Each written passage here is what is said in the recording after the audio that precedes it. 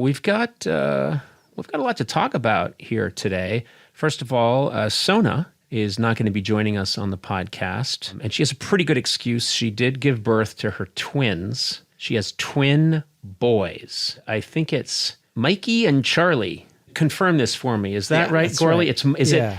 It's Charles Mike and Michael. Yeah, it's Charles and Michael, but she calls them Mikey and Charlie. So she's embracing her Armenian past, full on. She now has these two children, and it's so funny because I became like a grandfather figure or something. I don't know what happened, but I was on the East Coast. Had to be on the East Coast when the babies came, and I was so nervous, and I kept checking my phone and pacing. And my wife kept saying, it's going to be fine. I'm like, well, I haven't heard yet.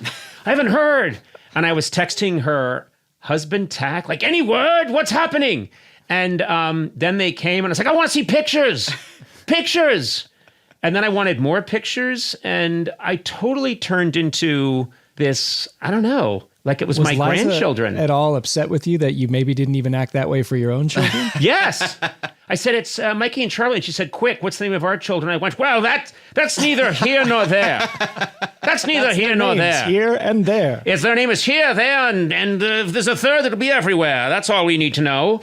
But I totally lost my mind. I was so happy. Showing strangers. Look, Sona had her babies, and what's crazy is a lot of people listen to the podcast. So people knew. So I had people saying to me, so Sona must be having those children. So, what? Last night, look! And I was showing them my phone and walking around, just bellowing at people in restaurants. I don't often bellow, but I was bellowing. I was very excited. Well, you're a proud uncle, godfather, guardian? I don't know what my are role you? is. Yeah, I think evil overlord. Satanic brain cloud, blood brother, brain cloud. I don't know what my relationship is, but I think of myself as uncle. I'll be Uncle Conan. You sent me a picture that morning of the twins before Sona had even texted that she had them. That's how excited I was. And by the way, let me make sure I introduce David Hopping. David Hopping is the assistant who's filling in for Sona while she's gone, which means by law you also have to be on the podcast. By law. Yeah, by law. So you, David, were getting excited texts from me and photos before you even heard from Sona, right? I was, yeah. I was out to lunch and I had messaged you about something work-related, and your response was, have you seen a picture yet? And then sent one with it. Yeah, the proof that I do have a human side. He does. Thank you. It's nice to let people know that. Do you think people need to know that? No. Okay. Strange guy, David. Very strange. Listen, I know that you have designs on Sona's career, and you're going to try and take advantage of the fact that she's out creating human life to slide in here and become a household name. And I've got my eye on you, Hopping. It's been a 5-year plan.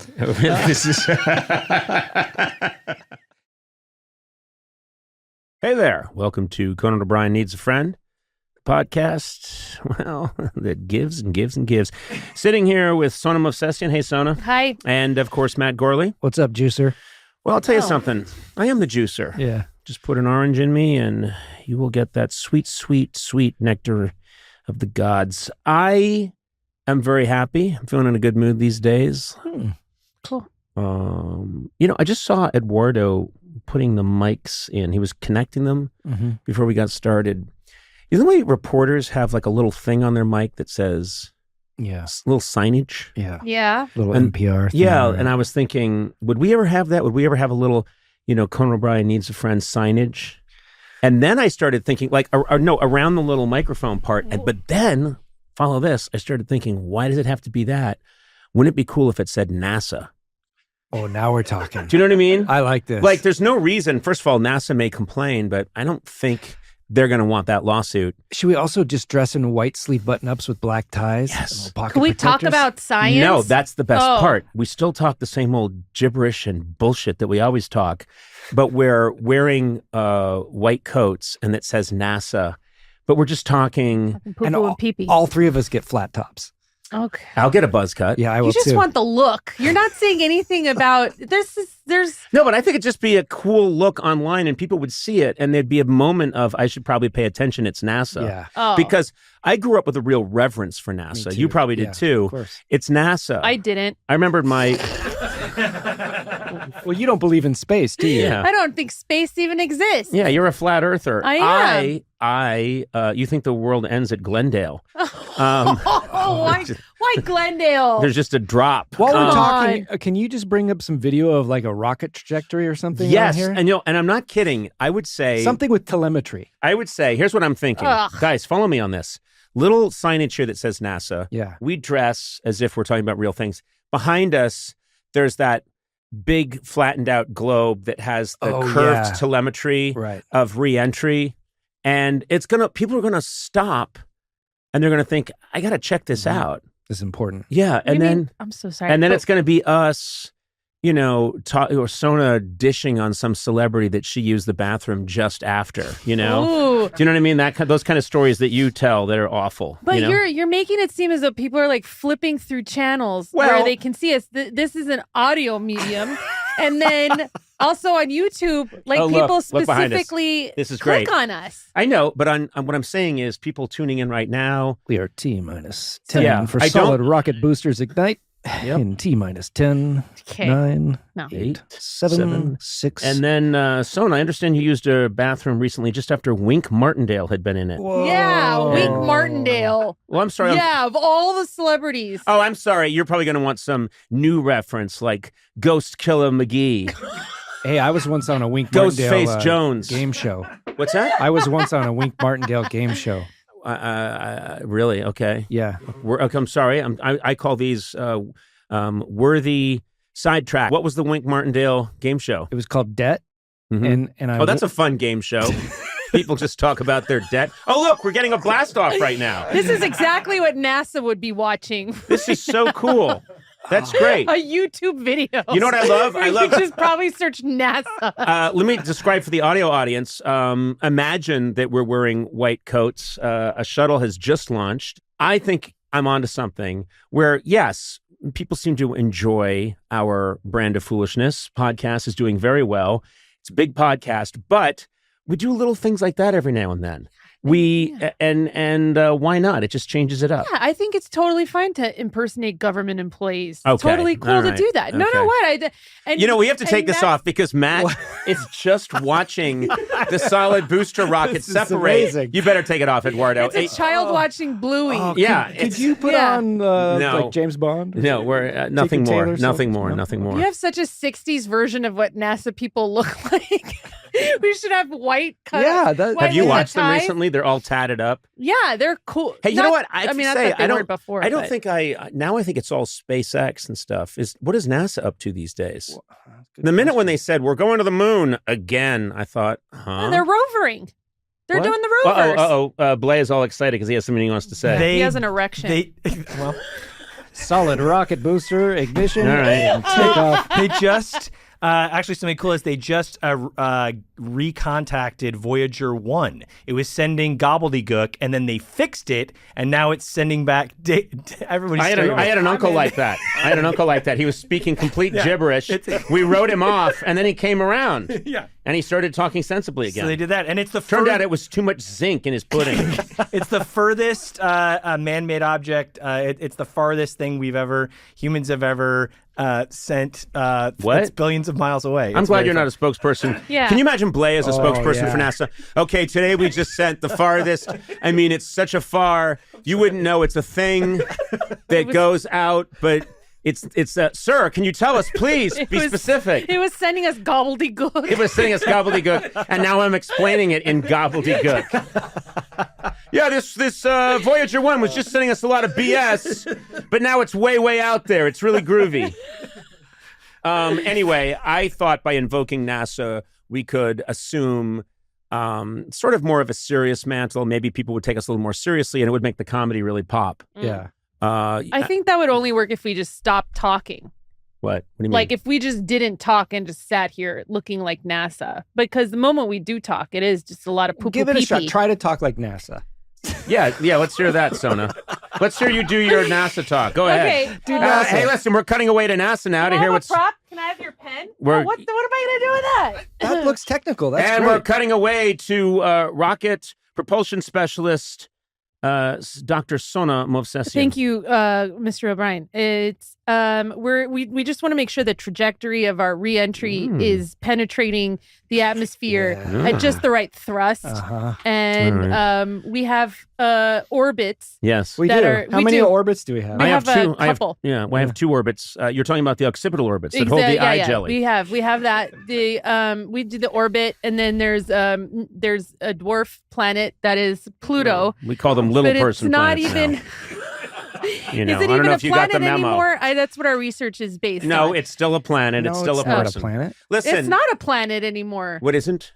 Pluto. Pluto's not a planet anymore. Okay, I could care less. Well, you work at NASA. We thought we No. were doing a whole NASA No, thing. you're at NASA. I'm still celebrity-obsessed Conan O'Brien with the latest on Ghostface Killer. Oh boy. Because I've got... You finally got it right, Rap. That's a hard rap because no one knows what's going on out there more than me. I know about rap with Ghostface Killer. What was he in?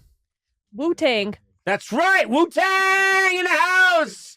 I'm going to go with more believable Sona NASA than you, rap guy. Yeah, I'm better at impersonating NASA than you are at pretending to know pop culture stuff. Ridiculous. I just came back from a Vanilla Ice concert. Oh. Yeah, okay. Where I was there with Ghostface Killer. You were with him? He was just with you? What's that? You were like in the audience together? Yes. Oh, okay. I sat on his shoulders. And Same Matt's, killer. Matt's the sports guy.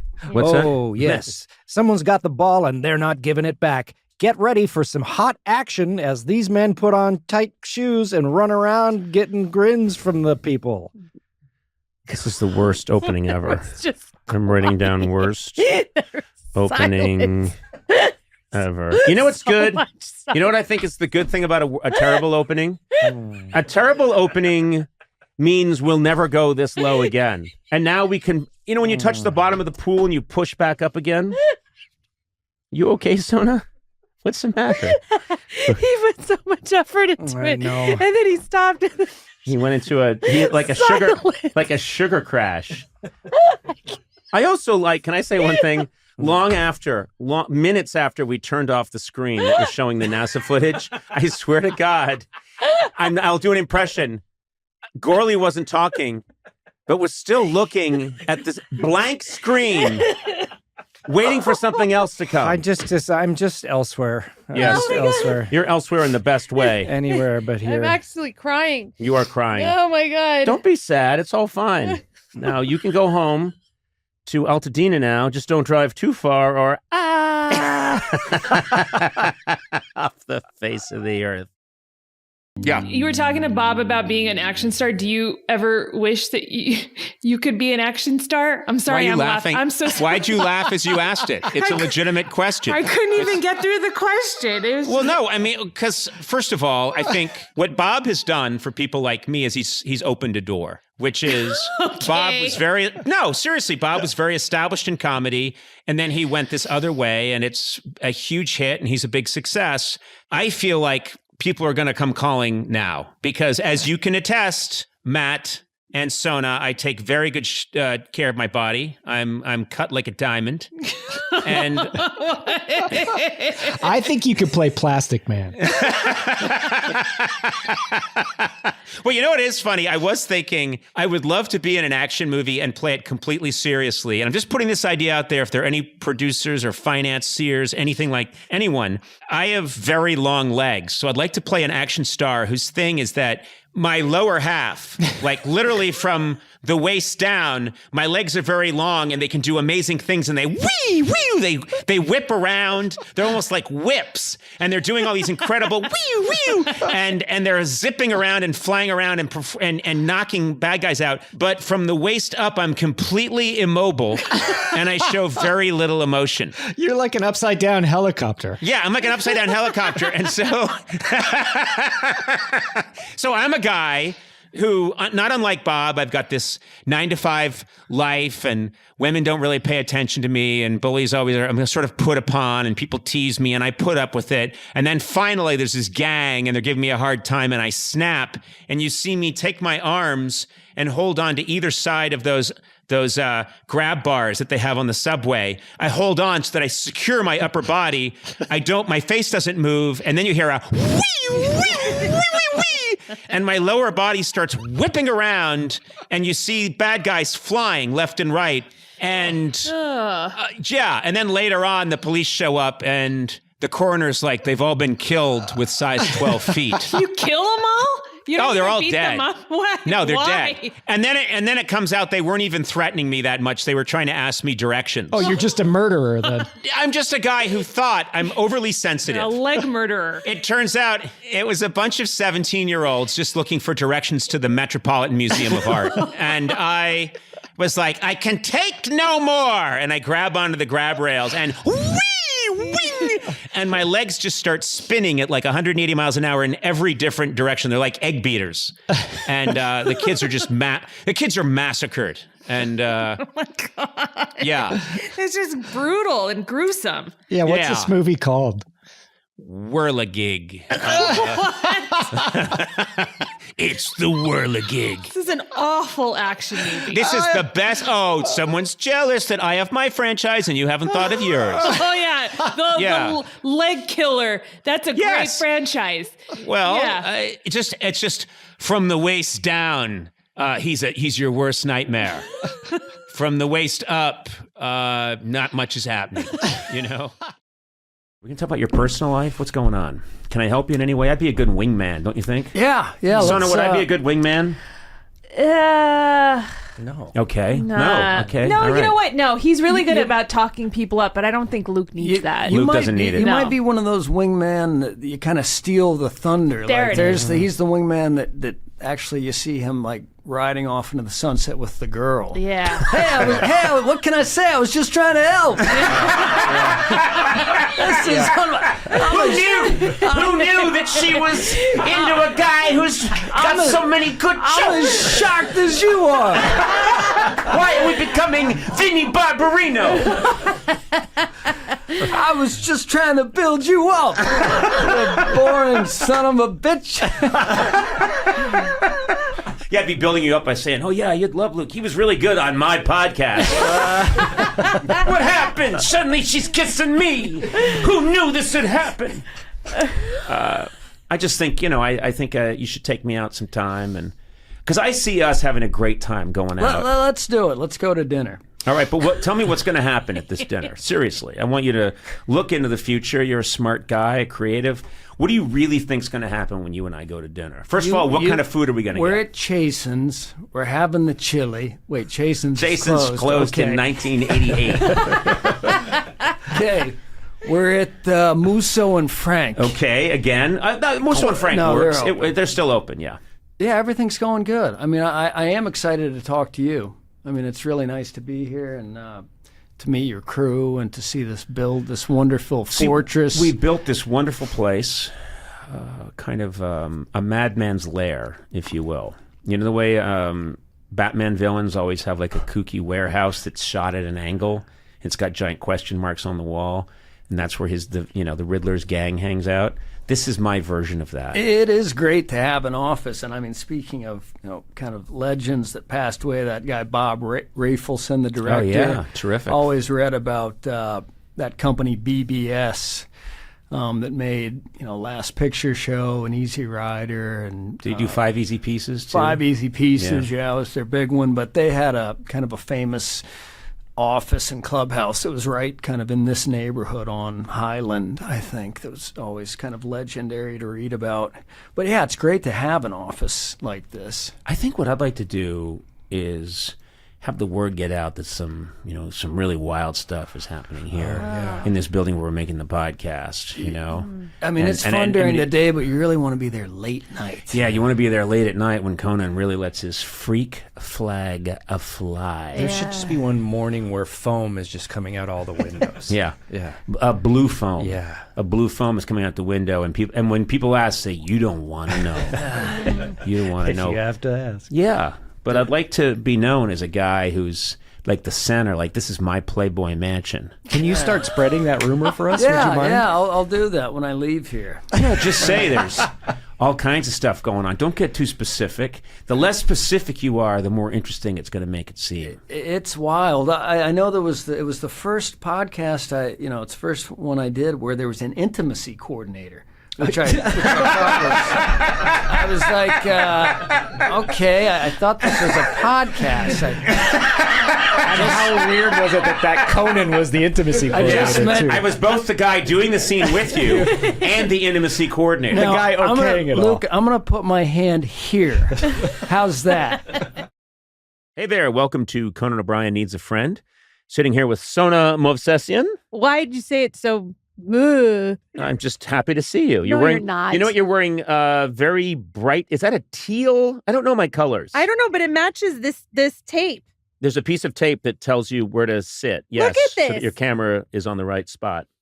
Yeah, that's I great. know I don't know where to yeah, put it back. Oh my God, you're Yep, adrift. that's great. And then, how are you, Matt? I'm good. Yeah, you're all right. Good. Yeah. Okay, Yeah, I'm feeling pretty fine. good myself. Oh, hey, you're wearing is that a James Bond shirt? Oh, for fuck's sake. Is that? I don't understand what your shirt says. It says directed by John Glenn. Yeah, it's John Glenn, the astronaut. Oh, that's no, two ends. John That's Glenn, two the ends. director. But which one? What did he direct? Well, he directed all the Roger Moore movies for the most part, the later ones. Oh yeah, those Starting are always from- considered the best ones. Hey, can we watch James Bond? Sure. Please say it's Roger Moore. He gets so old. I got a soft spot for the guy. I'm telling you, the last Roger Moore James Bond movie. Yeah. He's 57. He's 57. Yeah. Oh my God! Because there are fight scenes where it looks like he's being careful not to hurt his hip, Yeah. and then the love interest or the young woman, he puts her in bed and puts a blanket over her, and then he falls asleep in a chair and watches her sleep to make sure she's okay. Why don't you make her some hot soup? Well, he This does. isn't He the goes and James makes- Bond I signed up He goes for. and makes a quiche. He does? Yeah, because remember that joke from the 80s that real men Don't eat quiche? Yeah, don't eat quiche. Yeah. They were playing on that, but he does. He literally goes and makes her a quiche. Yeah. Man, okay. I'm well, not defending it. I'm just saying they had to, it was good that they had a reboot. I'm not Who is defending it. I'm promoting it. Who's the Bond that's after? Because Roger Moore, he's great, but he was around for a long time. Yeah. He got a little long in the tooth. He did the most. And then he did the most James Bond movies. If you don't count Connery's unofficial turn in Never Say Never Again. Okay. Yeah. All right. Well, see, this is good because I was being told recently how popular this podcast was and how it appeals to so many people. And I thought, let's go a little niche and just shed some fans. And that's what we're doing right now. We're talking about about Roger Moore. Yeah. But I think you were going to say who came after him? Yeah. Timothy Dalton. Timothy good, Dalton. Good. Yeah. I'm glad we. He's pretty good. Yeah, no, I'm glad we talked. He only did 2. Underused, underrated. He never got his real Bond movie. Because he never, Yeah. he wasn't, Okay. he was very fierce as Bond, he was right? like And he was emotional. kind of proto Daniel Craig, before his time. Daniel Craig. Yeah, there you go. That's one I Yeah. know. Good. And I know Pierce Brosnan. Pierce Brosnan was, he looked like he was born to play James Bond. But then Daniel Craig came along and you're like, what? Yeah. This guy's it. He's amazing. He's amazing. amazing. Well, I don't think we've ever had an unusual opening. Well, we haven't even talked about Connery or Lazenby yet. No. Oh, yeah. Let's go. Let's do it. This is just can't. nothing. As you know what, and I'm going to say, I think usually when we just wing it, we get some terrific openings. I think this is a turd. I really do. I agree, but you brought it up. I didn't bring it up. Who should be the I new think- Bond? Who should be the new Bond? Oh yeah, let's talk about Well, that. I have this. Since you're asking, and since we're looking to lose listeners, Yeah. I think they shouldn't do an actor in a string of films. They should do various period set movies. Idris Elba in the 90s, Michael Fassbender in the 50s. You know what I mean? Mm-hmm. Who's in with me? Well, guess what? I'm going to say I don't think that's a dumb idea. That's not. That's a confusing way to say that. I'm going to say this. I don't not support you. I don't not support ever you. complimented. I don't. That's like a quadruple negative. Of dumb ideas, that's not among them. Are you hedging or are you stroking? Stupid idea that not sure it be, says I. That's your new Bond right there. Listen, we have bigger worries in this country right now than who will be the next Bond. And besides, it's not our choice. Isn't it up to Great Britain? Don't they get to decide? Yeah. I think they vote. Unbelievable in the that they get to elections. decide. What do you mean? It's their guy. He's their guy. Yeah. It's not our guy. He's their guy. I think they should figure out who buys the most movie tickets. I bet it's America. Okay. I bet we buy most of the Bond movie tickets. USA. We should decide who the next Bond is. Well, instead of, another crumpet, please. And I think I'll decide now who Bond shall be. We had an empire about 600 years ago. Cough, cough. A little snuff right now. Atui. His name will be Nigel Bottlebottom. He's an actor I just saw. Fantastic. He was in Lear. He played the guy who brings Lear some flan. Who do you think should be Bond? I would like a shot at it. What? Okay. Listen to me. Everyone thinks Bond has to be like handsome and stuff. And my point is, maybe not so much. Right? And that he has to be like... No, I disagree completely. Yeah, okay, let's say, drop that part. A lot of Okay. people think he should, needs to have like some, I don't know, loaded with sexuality, Yes. sexual energy. And I say, maybe not. Maybe Conan comes along and it's sort of more gender fluid. Oh, you could be Which is of this time. Yeah. you could be a great villain. Yeah. I think you'd make We've a talked about great this. villain. He was Whirligig. Do you remember we had this Whirligig. thing? Yeah. Yeah, but we could do Whirligig. better. You know what? I could be a great villain I think because in the modern world, it makes sense that it's someone in the media. It's like a comedian, Yeah. but he also You've like nuclearized passive aggressiveness. Yes. Somehow. yeah, but everyone thinks, oh, he's kind of whatever. He's kind of funny, and I'm out there with my quips, and I'm out there. My clips are out there on YouTube, and things are occasionally trending here and there, and no one would suspect that guy. But meanwhile, they've hollowed out a volcano, and I'm in there, and Imprisoned. no, I'm in there, and I'm working with Jordan Schlansky, and I'm taking over the world. Okay. I'd watch it. I don't feel you'd be okay. You don't think I'd be good? For Bond? I want someone British and very delicious. Yeah. Those are my only I two agree. criteria. Yeah. Okay, what about, if I did it, there'd be the scene where, the woman and I lock eyes and things are getting intense and we're finally alone. And Yeah. then we go off into the bedroom and the door shuts and then you just hear my voice going, Oh God. Oh God. hold on a second. Hold on, I just need a little more time. What do you do? You're trying to do it. Hold on. Yeah, he's trying to do it. How many oils? No, I'm allergic to those. It's got peanut oil. What do you think? I think you would absolutely kill the James I think Bond you actually franchise. already just did. I think no one's been able to just ruin it and destroy it. You could do it. I'm done. If that's what you're trying to do. Yeah. And the title you of the movie turned would Gorley off. the title of the movie would be A View to a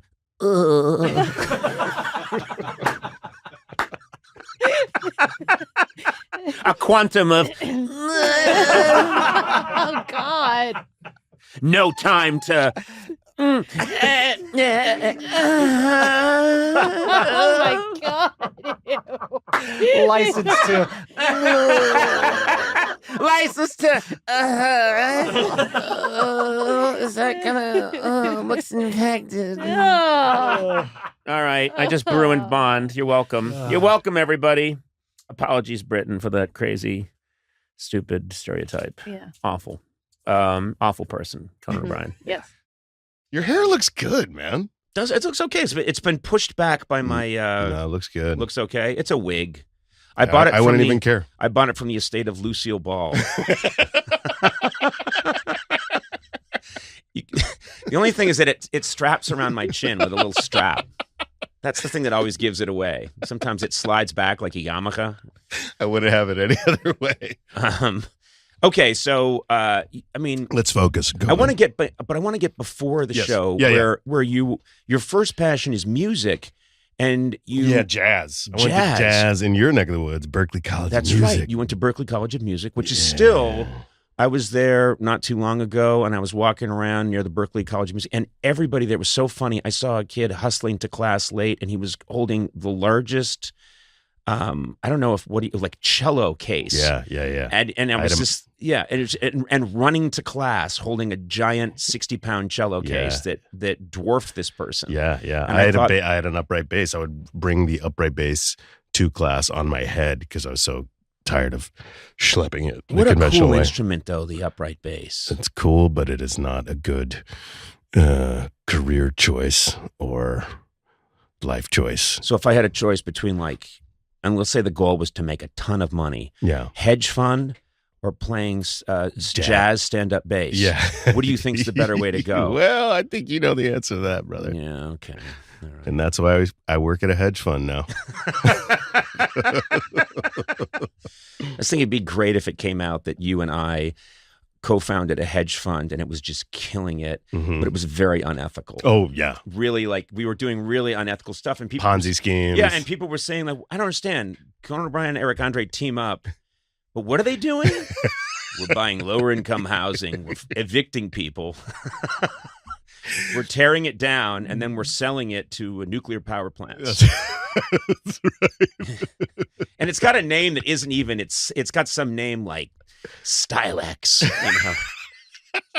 But you know what's interesting? And talk about this. That you Am I getting you off track? Because you have a specific question. I don't. I really don't. Are you sure? Well, it was mostly about financial stuff. Do you want to know how much is in my bank account? I should do a show where that's what it's all about. Let's get down to it, brother. And we really crunch it, and then we have your accountant call in. Yes. And you go, well, okay, no, he's land rich. He's got a lot of properties, but I would like us to have this more liquidity, and then we really crunch it down. Because that's what people want to know about you, Eric. Yeah. The comedy is not interesting to people. I agree 100%. No one watches you. Most of your fan base, I mean, I think you famously said your fan base is like college dudes and black skateboarders. Yeah. I was like, that's a perfect description. That is my demo. This show is sponsored by BetterHelp. So I know you're very busy. Yeah. You got twins. Yes. Twins who are over 2 now. They're going to be 2 in July. It's very easy to find yourself doing things for other people or trying to be really productive and get a lot done and take care of everybody. I know you're a caretaking personality. Yeah, I am. So are you. And what happens sometimes is you realize I haven't checked in on myself. I have no clue how I'm doing. Yeah. And I bring this up because I'm a big believer in talk therapy. If you can find the right fit, right person, and getting help. It's made a huge difference in my life. And in some ways, I've been your therapist over the years. You have been. You've been, and I think that you're a you very didn't want easy to pay person a to real talk therapist. to. I don't want to pay someone, so I figured if I could just talk to you, I'll just do it for free. But it is important to talk to someone. If you're thinking of starting therapy, maybe give BetterHelp a try. Here's what I like about BetterHelp: it's entirely online. This didn't exist back in the day when I was maybe looking for someone to talk to, and it's such a smart way to get involved in this process. BetterHelp is designed to be convenient, flexible, and suited to your schedule. Find more balance with BetterHelp. I really think this is a terrific idea. Visit betterhelp.com/Conan today to get 10% off your first month. That's BetterHelp, HELP.com/Conan. And you know what? I just moved here. Mm-hmm. I moved back to New York. We're in New York City right now. After 15 years in LA. And I was like, I need to go to a neighborhood. My profile is a little bit higher than when I was here last and homeless. What's like a quiet, safe neighborhood? Everyone will leave me alone. The East Village. That's where none of my demographic will.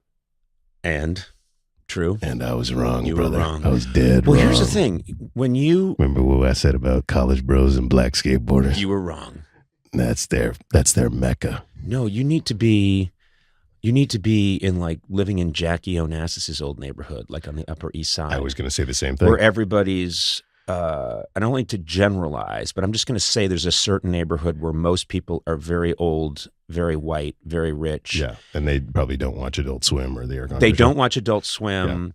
Yeah. They don't know who I am. They think I'm they think I'm an actress who's aging poorly, and they're like, Conan, I loved you in Tar. And I'm like, well, why did you know my name was Conan then? And they say like, well, I fucked up the joke, and then we get real deconstructy. But they're like, Julianne Moore has been drinking. Poor Julianne Moore is getting. People see me around and go, oh my God, poor Julianne Moore. What happened? And then people come up to her and say, you were looking pretty rough. I saw you walking down the street with Eric Andre. No. What are you talking about? Are all actors completely psychotic and emotionally disturbed? Have you ever met a single actor who is like, hey, I'm grounded, I go to therapy, and there's nothing wrong with me? They're all like, every single actor I've ever met. Completely. There's always one exception that proves the rule. You know, there's one that's like a nice, balanced person. Yeah, sure. Tom Hanks seems like a normal person unless he's committing a string of serial crimes in the Pacific Northwest that nobody knows about. But you're right. Most people that get into the performing arts, not well, and myself included, we're not well. I'm not an actor, but I'm not well. You know, and so. It's got.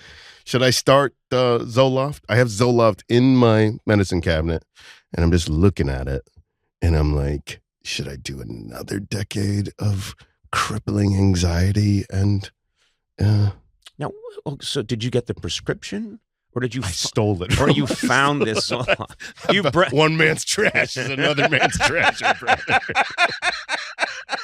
The expiration date is like... That's when they really hit, when they're expired. Yeah, it's from the first Bush administration, the elder Bush. Those have just basically turned into salt now. They're not even a medication anymore. And they're delicious, brother. They're like anchovies from Sicily. I like that they have no more effect on your mental health, but they have a pretty good taste that enhances a pizza or a salad. This is crazy because this is what I wanted to ask you about, which is you make these playlists and you make them for your friends, but you make them for some of the most famous people in the world. Mm-hmm. You, like Barack Obama, it started with the Obamas. Asked you to make a playlist for him. Yeah. Do you ever throw something in there, like the theme from Gilligan's Island, just something that's going to freak him out? Oh, I do that all the time. Like the amount of he doesn't question much. There's a few people who are like, did you really mean to put this version of that song on there? Like, I will lightly troll. I'm not trying to troll more than I'm just trying to expand the palette. Yep. Because I think oftentimes when it comes to streaming, there are billions of songs out there, but we're only going to go to the 32 songs that we know. Yes. And I'm willing to do the musical, metaphorical equivalent of the Shawshank shit crawl and go through. I go through about 500 songs a week, of which maybe 7 are cool, and add that to the database. And these are songs that I believe in, like not like Desert Island Disc, but like I co-sign the song, and every part of the song has to be like something that, yeah, this is a great song. And yeah, it started with the Obamas, and then I added the Carters. Like when they were, I wanted to add people that just had kids. Mm-hmm. So in my mind, when Blue Ivy was born, I was like, okay, I want you to play this like in her crib or in her nursery, whatever. And then, because if you can reach a kid before 6, you can really determine their creativity. What I love about this is that when you do this, you are in a very intimate way in the ear of a Barack Obama. Do you know what I mean? And you're able to, you're like creating new neural pathways by throwing in a Tricks Are for Kids commercial really quickly. You're fucking with full circle. You're screwing with the mind of a president of the United States, which is fascinating to me. I believe that music is sort of nourishing like food, and the right song could inspire you to. So I do two types of playlists. I do an afternoon playlist that should be played between 7 a.m. and 6 p.m. And then I do an evening playlist between 6. And that doesn't mean like, hey, baby, quiet storm music. It's not that. But I do an evening set. So it started with them, and then it was 10, and then it was the 50. So I think right about now. Oh my God, that's a lot of scrolling. I text 700 times a month to, and there's the list of people. You might know some of the names. Is Vanilla Ice on there? Oh my God. There is no Robbie Van Winkle. Okay. I'm adding Vanilla Ice. I can't believe I'm holding your list, and this is the most impressive list of names. I want to respect people's privacy. No, but, they're, it's. Let's hear it. Yeah, just say it. No. There's just, Spike Lee is in here. Yeah. Which is, and you got Bill Hader. Yeah, Bill is a music head. I'll say that of my top 30, like, responding people, like people that actually like give feedback, like, wow, this song really changed my life in 1932. Right. And I'll be like, I'm on the toilet or something like that. But nah, Kenan Thompson's in here. Yep. Rashida Jones. Yep. Nora Jones. This is amazing. Martha Stewart. Jesus. Yeah. Martha is. She's come a long way. Yeah, no, she's amazing. That's my love language. So my question is, will you be 342? You bet I will. I would be honored. I would be honored to be on this list. This is such a cool list of people. There you go. This is absolutely, wow. Ron DeSantis. Yeah. I'm surprised to see that name, but I'm glad you're working on the guy. For like 2.3 seconds, I was like, wait, how did he get on that? I would love it. I would love it if Ron DeSantis was like, when I'm shipping unsuspecting immigrants to Nantucket, I like to calm down occasionally with Questlove's playlist. This is so cool. So yes, great. Please put me on this. Right. Please. This means that we're going to have to actually be friends now. Yeah. So, have to. So, it's official. Does he know what to do? Oh. Or yeah, I know what to do. Does he own an iPhone? He's going to check with me to make sure his phone number is right. Yeah. He'll know. I change my phone number a lot, constantly. No, he doesn't. I don't trust people that change their numbers that much. I don't change it a lot. That's my excuse for. Do you have that one professional in which you have to have like blah, blah, blah, new, blah, blah, blah, 3, blah, it was blah, true. 4? There was an era in my life in the 90s when I had like a regular, before these phones, like a flip phone, where my number kept getting out there and fraternities would call me. But they were always upbeat. They were always like, dude, is this Conan O'Brien? And like an idiot. Who would give your number away? I don't know. And I would Conan. say, it would be me. No, they would give my number away and then they would call me and I'd hear cheering in the background and I had some pretty good conversations. I'll bet you did. Or is someone writing your name like in a bathroom stall or something like that? Or they are now. For a good time call. For a lame time. It's our last episode before Christmas, the Yuletide season. Happy holidays, Happy everybody. holidays. I know, Sona, you celebrate Armenian Christmas, which is later, right? Yeah, I celebrate both, but to give myself more time to get gifts, I say I celebrate Armenian Christmas. Every year when Christmas comes, and I've known Sona a long time, Christmas comes and I give her gift, and it's always, as you can imagine, I'm always like surprised, and she's like, oh my God, and I go, and here are the keys. And a locker? I get her a diary. I get her a gym locker from 1968. No, I get her a nice. You always are very generous. Yeah, I give gifts. you a nice gift, and then I'm there's part of me that's waiting. We're like, oh, what am I going to get from Sona? And it's nothing. I don't get any Christmas gift. But then it's because I forget that Sona is very happy to get a Christmas gift. Yeah. But what she really likes to do then is only give gifts on Armenian Christmas, which is a couple of weeks later, right? It's January 6th. Yeah. Yes. It's the Orthodox Christmas. It's the Orthodox Christmas. And to give a shout out, the Armenians, or the original, it's the oldest sect of Christianity, isn't it? It's the first country to accept Christianity as the national religion. They did it in 301. The Greeks will say they did it, but they didn't. The Greeks say a lot of shit. Yeah, the Greeks. Can we all agree on the Greeks? Man, don't get me started on the Greeks. What if that's the one distinguishing characteristic of our podcast is, man, there's a lot of Greek hate going around on Conan's podcast. Conan O'Brien needs a friend. No Greekies. But no Greeks. No Greekies? Yeah. Conan O'Brien has banned Zach Galifianakis from his podcast. As he's an upcoming guest. I know, he's on soon. Hey, Zach, you're on my shit list. You and all those other Greeks. Aristotle.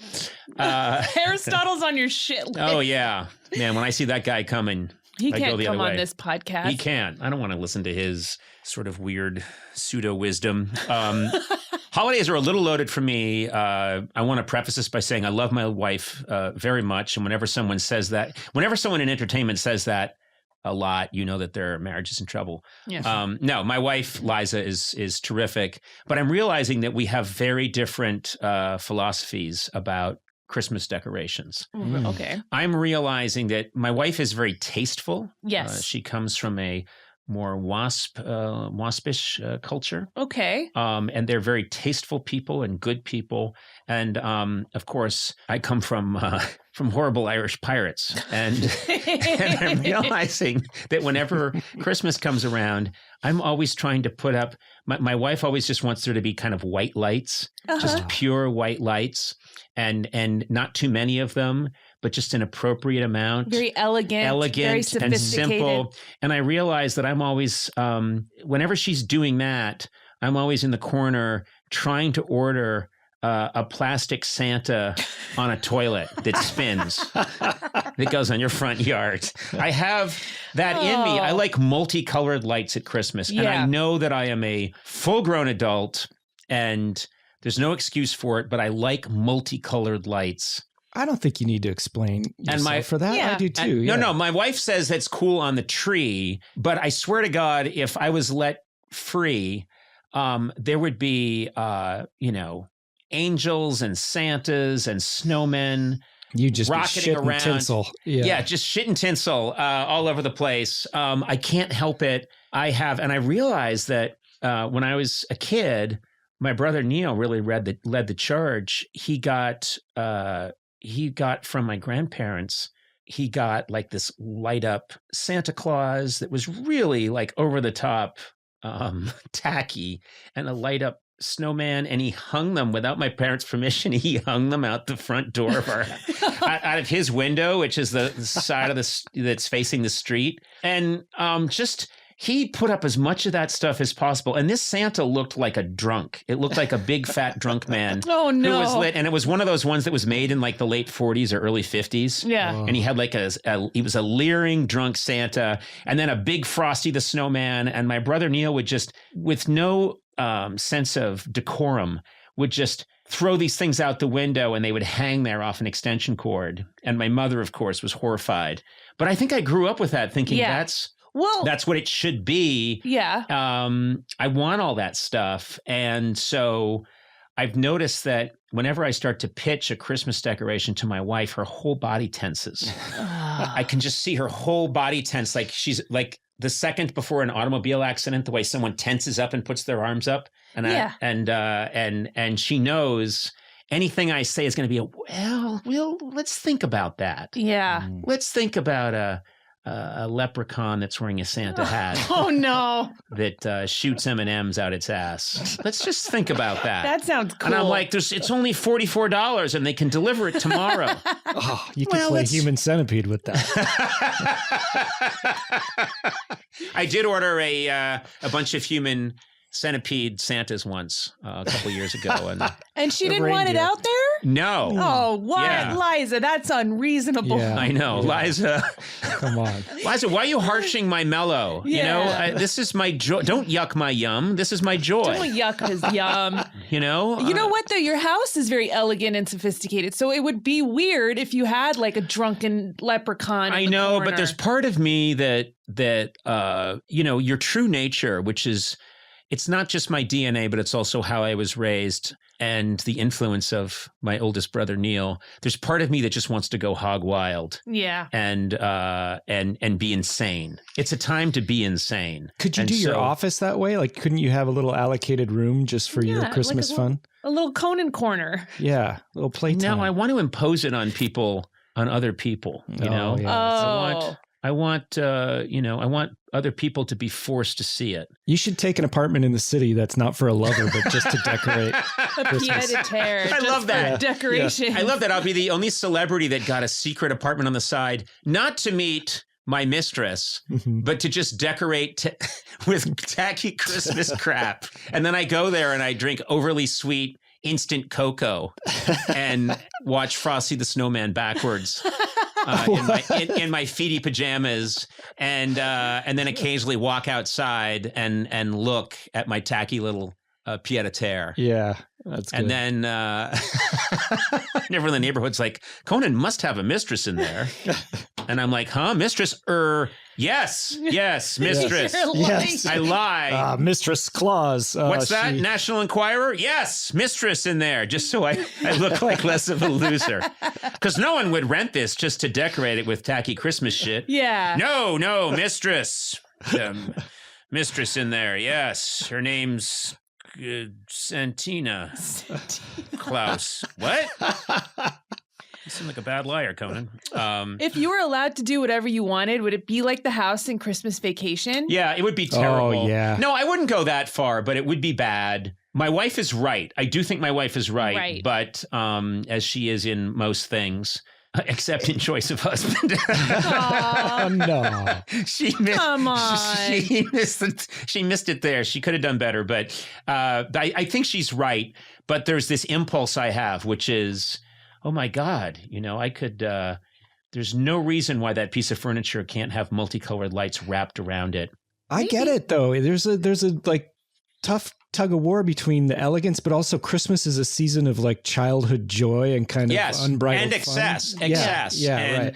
And I think it's come to represent, America's expression of its dominance in the world. And capitalism and its defeat of other forms of organizing society. Okay. Well, anyway. My God. What did you do to Christmas? That's what I think Christmas is all about. You heard it here first on Conan O'Brien Can't Stand the Greeks.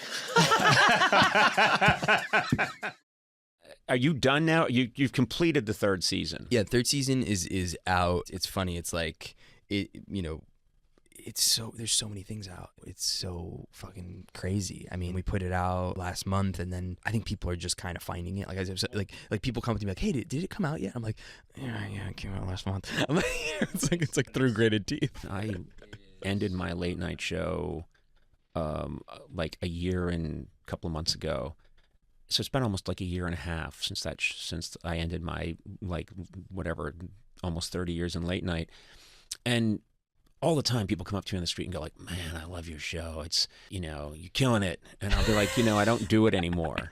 I do a lot of other things, but I don't do that. And I swear to God, I've had people say to me like, "Man, every night I'm watching it and I'm just loving it." And I think it's just hard for there's no awareness. I know. It's very humbling, but there's so much content out there. And I think what's happened is it's very hard for, I have a philosophy that good work is never wasted. Yes. And I believe that if you make something good, it's the field of dreams idea. If you build it, they come. Yes. And by keeping your head down and doing your good work, we live in this world now. The flip side of there's so much out there is that things don't go away. No. It's always going to be there. And there are shows I watch that I think have probably been off the air for like 15 years that I didn't find when they were first on, or Borgen about, what's the government in Denmark. And I'm like, I'm watching this show and I really like it. And I'm like, this is great. This new show is fantastic. And people say that show's from 2009, asshole. Yeah. I didn't know. No one told me. Someone's starting Breaking Bad this morning. Yeah. Someone exactly. is watching it for the first time. Right. They're home and they're like, "Man, I kind of keep hearing about this thing." And I think in this career too, and you're such a great example of it, I think it's just like, it's a life long thing, and it's you just keep doing it, and you just keep, because you keep growing from it, and hopefully you keep getting better at it. Yeah, and that's the inspiring part. Is, could I get better at this? Could I do it differently? It's a different world now with different technology. That's been a huge thrill of this podcast. Is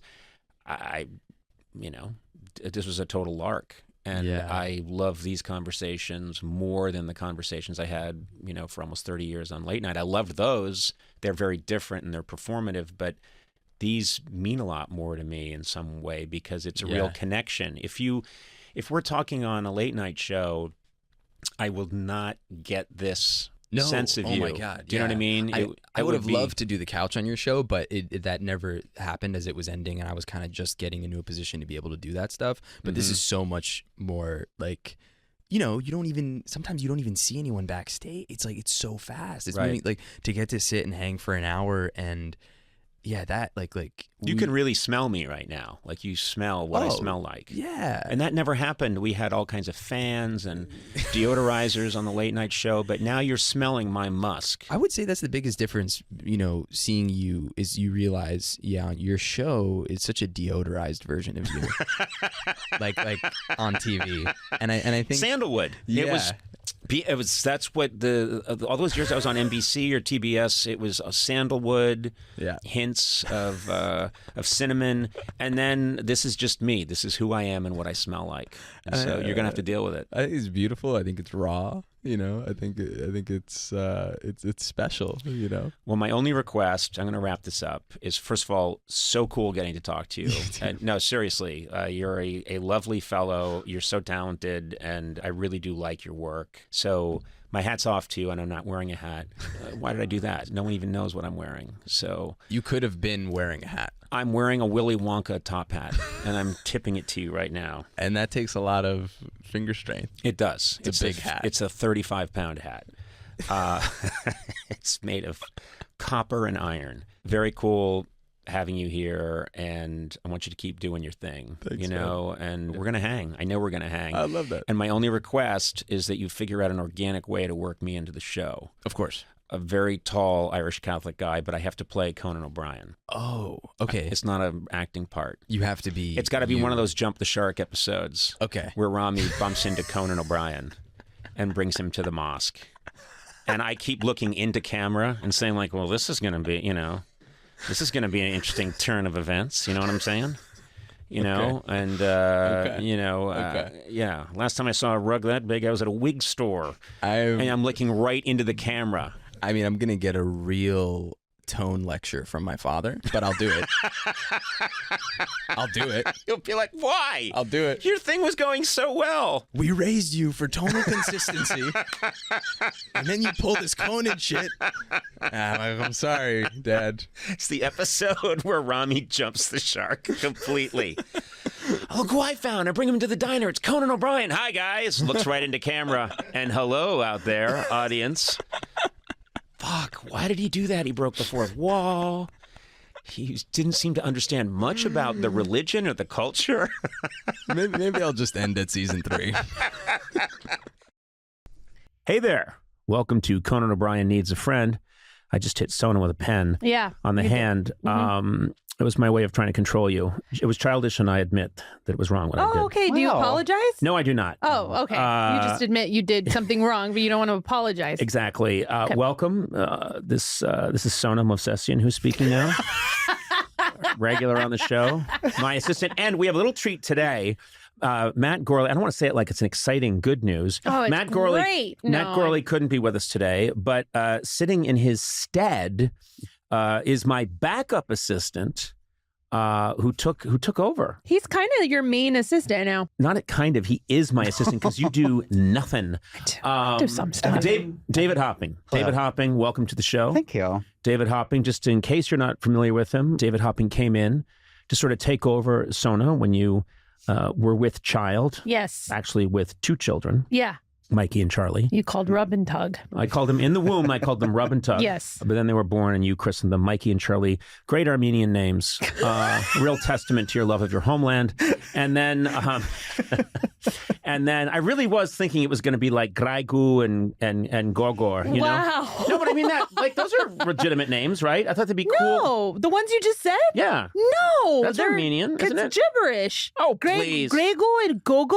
I don't know. I was doing my best to honor your culture, and then I realized I didn't do any research, which is a terrible way to honor someone's culture. No. Are you doubling down? I am doubling down. Even better. So we're joined by someone who's really taken up the slack, and then some. David Hopping, you've done a wonderful job, David. Oh, thank you. I mean, I just want to say everything I learned about being an assistant, I learned from Sana. Oh, and he's doing a great job? Hey, He what's is. positive reinforcement like? Great. Oh, okay. Do you think I give you positive reinforcement? You do. Yeah. Yeah. It's really nice. I treat you so much better than Sona. You send me like texts saying like I'm doing a good job. What? Those aren't me. Who is it? Is it AI? That's an AI bot. That's we had that constructed. Aaron Blair made that for me. When you get those every now and then, and it just says you're doing a good job and I value you and things like that, I have nothing to do with that. Oh. Yeah. Have you noticed that they're signed Cronin? Yeah, Cronan. I just figured you were losing it. Yeah. Even the ones that say I'm so sorry for your loss.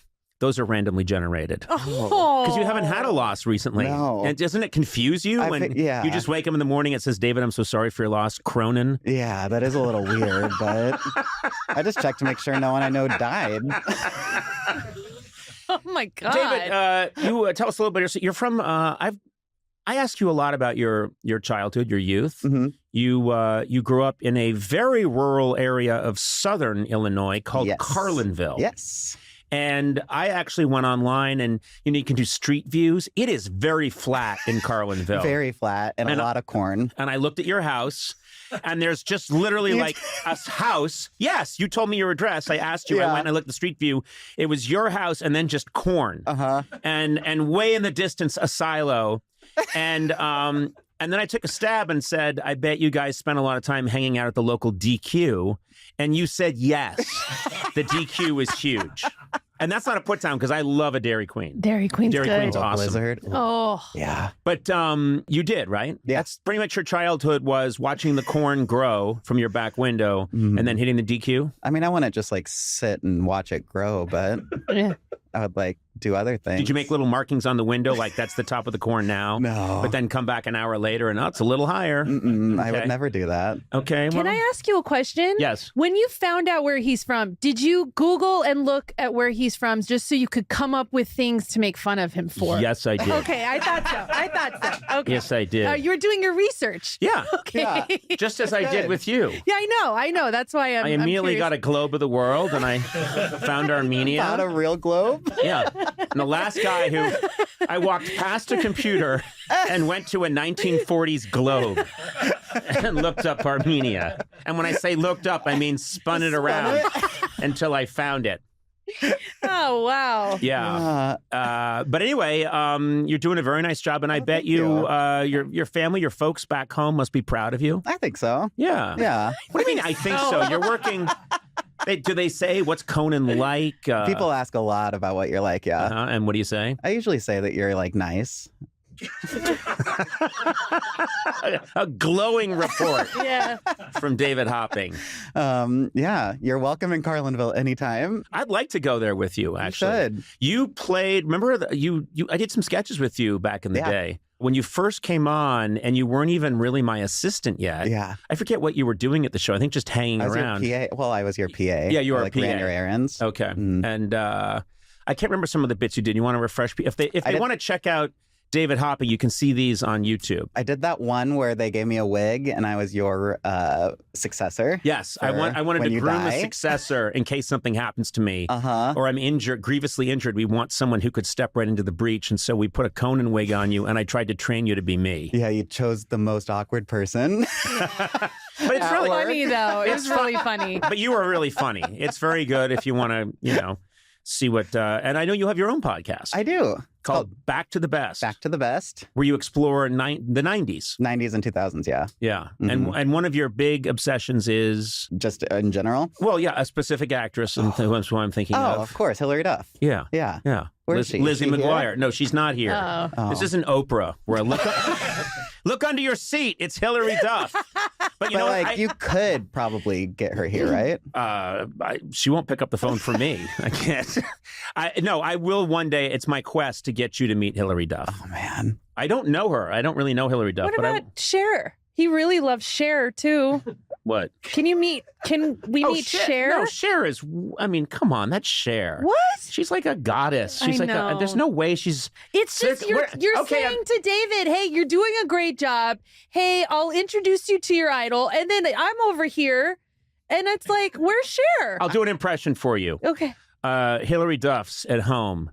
And someone calls from the next room. Hillary, Conan O'Brien would like to speak to you. My guess is she says, okay, I'll talk to him. Right? Mm-hmm. Reasonable. Yeah. Now let's go into the Cher world. Cher, what is it? Cher, it's me, your assistant. Conan O'Brien would like to. Who the fuck cares? I thought he was dead. That's the impression. And I think those are fairly accurate. So you're not meeting Cher. Come on. But you are definitely going to meet Hillary Duff. I'm going to arrange it.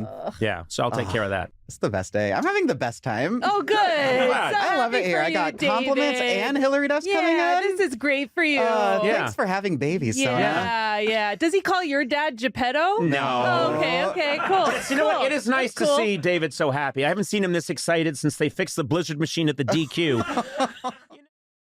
Hey there. Welcome to Conan O'Brien Needs a Friend, joined by my crew, my posse, my gang. Matt Gorley, Sona Movsesian. Mm-hmm. Nice to have you guys here. Good to ride with you again. Yeah. Ride free or die, I always say.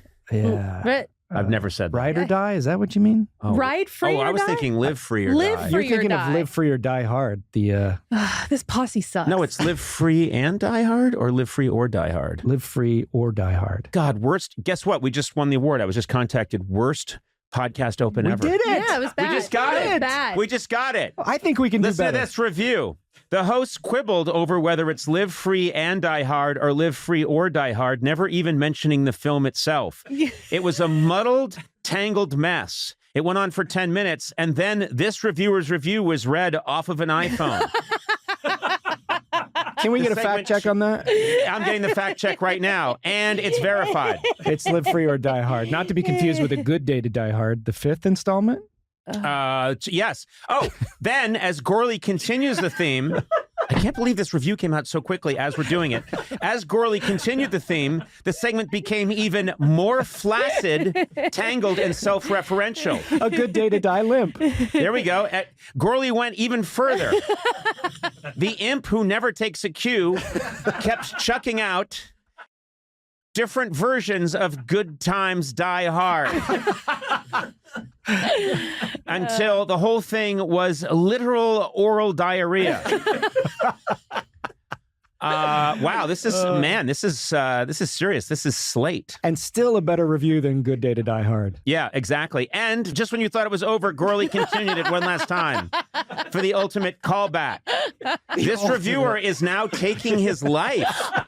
That's crazy. Oh, wait a minute. Look what just popped up. An obituary. Oh, no. Yes, prominent reviewer for Slate takes own life. This is fucking crazy. Prominent reviewer podcast reviewer for Slate took their own life just after finishing a takedown of Conan O'Brien Needs a Friend. I love that you're actually miming the swiping of the phone. The I am. I'm scrolling up because I have good space work, and this is all really happening. Yeah. In a first, O'Brien read the obituary for the fake podcaster from the fake Slate review while miming swiping up on his screen. Oh. This is incredible. It's very specific. Incredible. Well, agile minds, I suppose. Agile minds. We got him. Hey, look, we don't have a lot of time, but I do want to point out some other great people that are always here in the booth with us making this happen. The great Adam Sachs, Wunderkind, who got us into the whole podcast world. Without whom I would be virtually unknown, except for the almost 30 years of fame beforehand. And then Eduardo doing a great job. killing it, Eduardo. Thank you. Absolutely. Designed this sound studio, made it Unparalleled. perfect. Oh, thank you. And then, of course, Blay. Blay is here. Yeah. And, I wonder why I brought him up. Wonderkind. He designed the studio, and Blay is here. Well, also Blay is here, but Blay has been with me for a long time. Blay came on. You were a kid when you came on, Blay? That's right, right out of college. Right out of- 2001, a 22-year-old, fresh out of the oven. That's right. And that was a long time ago. Yeah, it was 2001. And I bring this up for a reason because we were talking about it just before the podcast. Some would say I'm jamming this in to the conversation, but you still dress like a child. It's your generation, man. Yeah, in World War II, 20-year-olds stormed beaches. They had their lives cut short defending America, and you're wearing, what is that T-shirt? I don't. It's got a. And you wear ironic watches that are plastic, and you wear. Well, now I've switched to bracelets. Is that a Taylor Swift friendship bracelet? No, these are just bracelets. I got these in Thailand. I got these. Okay, whatever. I want to know where the real men have gone. Look at you.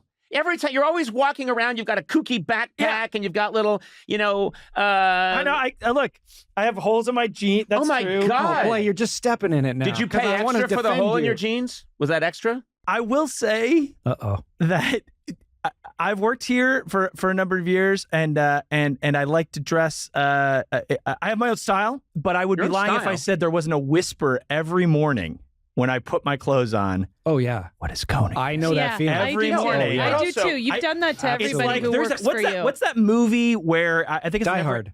Stop saying Die Hard. Where I think it's the never-ending story where the kid has to walk by these statues and they might open up and obliterate that with eye beams or whatever. And it's like the Eye of Sauron. It's like coming to work every day. Yes. I know the Eye of Sauron is going to appear Blake, my upon only me. question is this, Yes. and it's just for your God. entire generation. Okay. Can't wait to answer No, but this. isn't there a time for us to grow up? I think other generations Yes. had to go through the Depression, and they had to go Right. through, just terrible events, the Civil War, everything, and they were forced to become men Well, early. what did you go through? Oh, Yeah. please don't even get Come into on. What it. have you done? I know. I went through the cancellation of the show Chips. Oh God. I watched a great show about two motorcycling policemen in Los Angeles go away. Do you know what that was like? I watched Gerald Ford stumble on a tarmac. Do you know what that does to a little boy? I had terrible, terrible things happen to me. Like what else? What else has happened? Please. Yeah. What Nothing else? has happened to you. Like that's not enough? No. The sunscreen I used as a boy was not nearly up to snuff. And I'm paying for it now by having things removed from my neck. Because that sunscreen was probably the equivalent of an SPF 10. Not an SPF 50, which is what I should have had. According to the person who works on my face. I have a whole team that crafts this body. I have suffered and I am a man because I went through things. And Blay, look at you. Well, okay. Let me ask you a question then. How do you think I should dress? What would be the ideal? Have you ever worn a suit? I think when you go to a funeral for a loved one, you're wearing a who-farted t-shirt, a backwards baseball cap that says, what, me worry? I don't know how you have some made it puffy this long. sneakers, and then you've got like 7 watches that are all plastic. Isn't it funny? They don't tell time, quipped Blay. Can you just take a look around this room though? Because I am wondering how you made it this far with shirts like that. We have all just relegated ourselves to Gap basics because the way to be invisible in front of this man. That's true. Yeah. No, Sona, I've only criticized you for only having one leather jacket for the last 25 years. Yeah. Well, that's a high-class snub. I know. Well, no, I'm saying it just looks like the one that the General wore in Planet of the Apes. It's got little ridges on the shoulder. Am I supposed to replace it like every few months? I don't do that. Just one other jacket. That's Come all. on, get out of But you here. do have that kind of boomer trait of you have to comment on everything, the way everybody looks and the way they live their lives. Excuse me, Boomer I'm not a trait. boomer. You are a boomer. I am not. You That are. is a sick No. bird. Yeah. I am not a boomer. You're like my parents. I'm It's like, Gen Y. No, you're not. You're not. Yeah, as in, why the fuck am I working with you people? I'm self-conscious now. Is there an age that you think we should stop wearing baseball caps? No. That's always cool, Eduardo.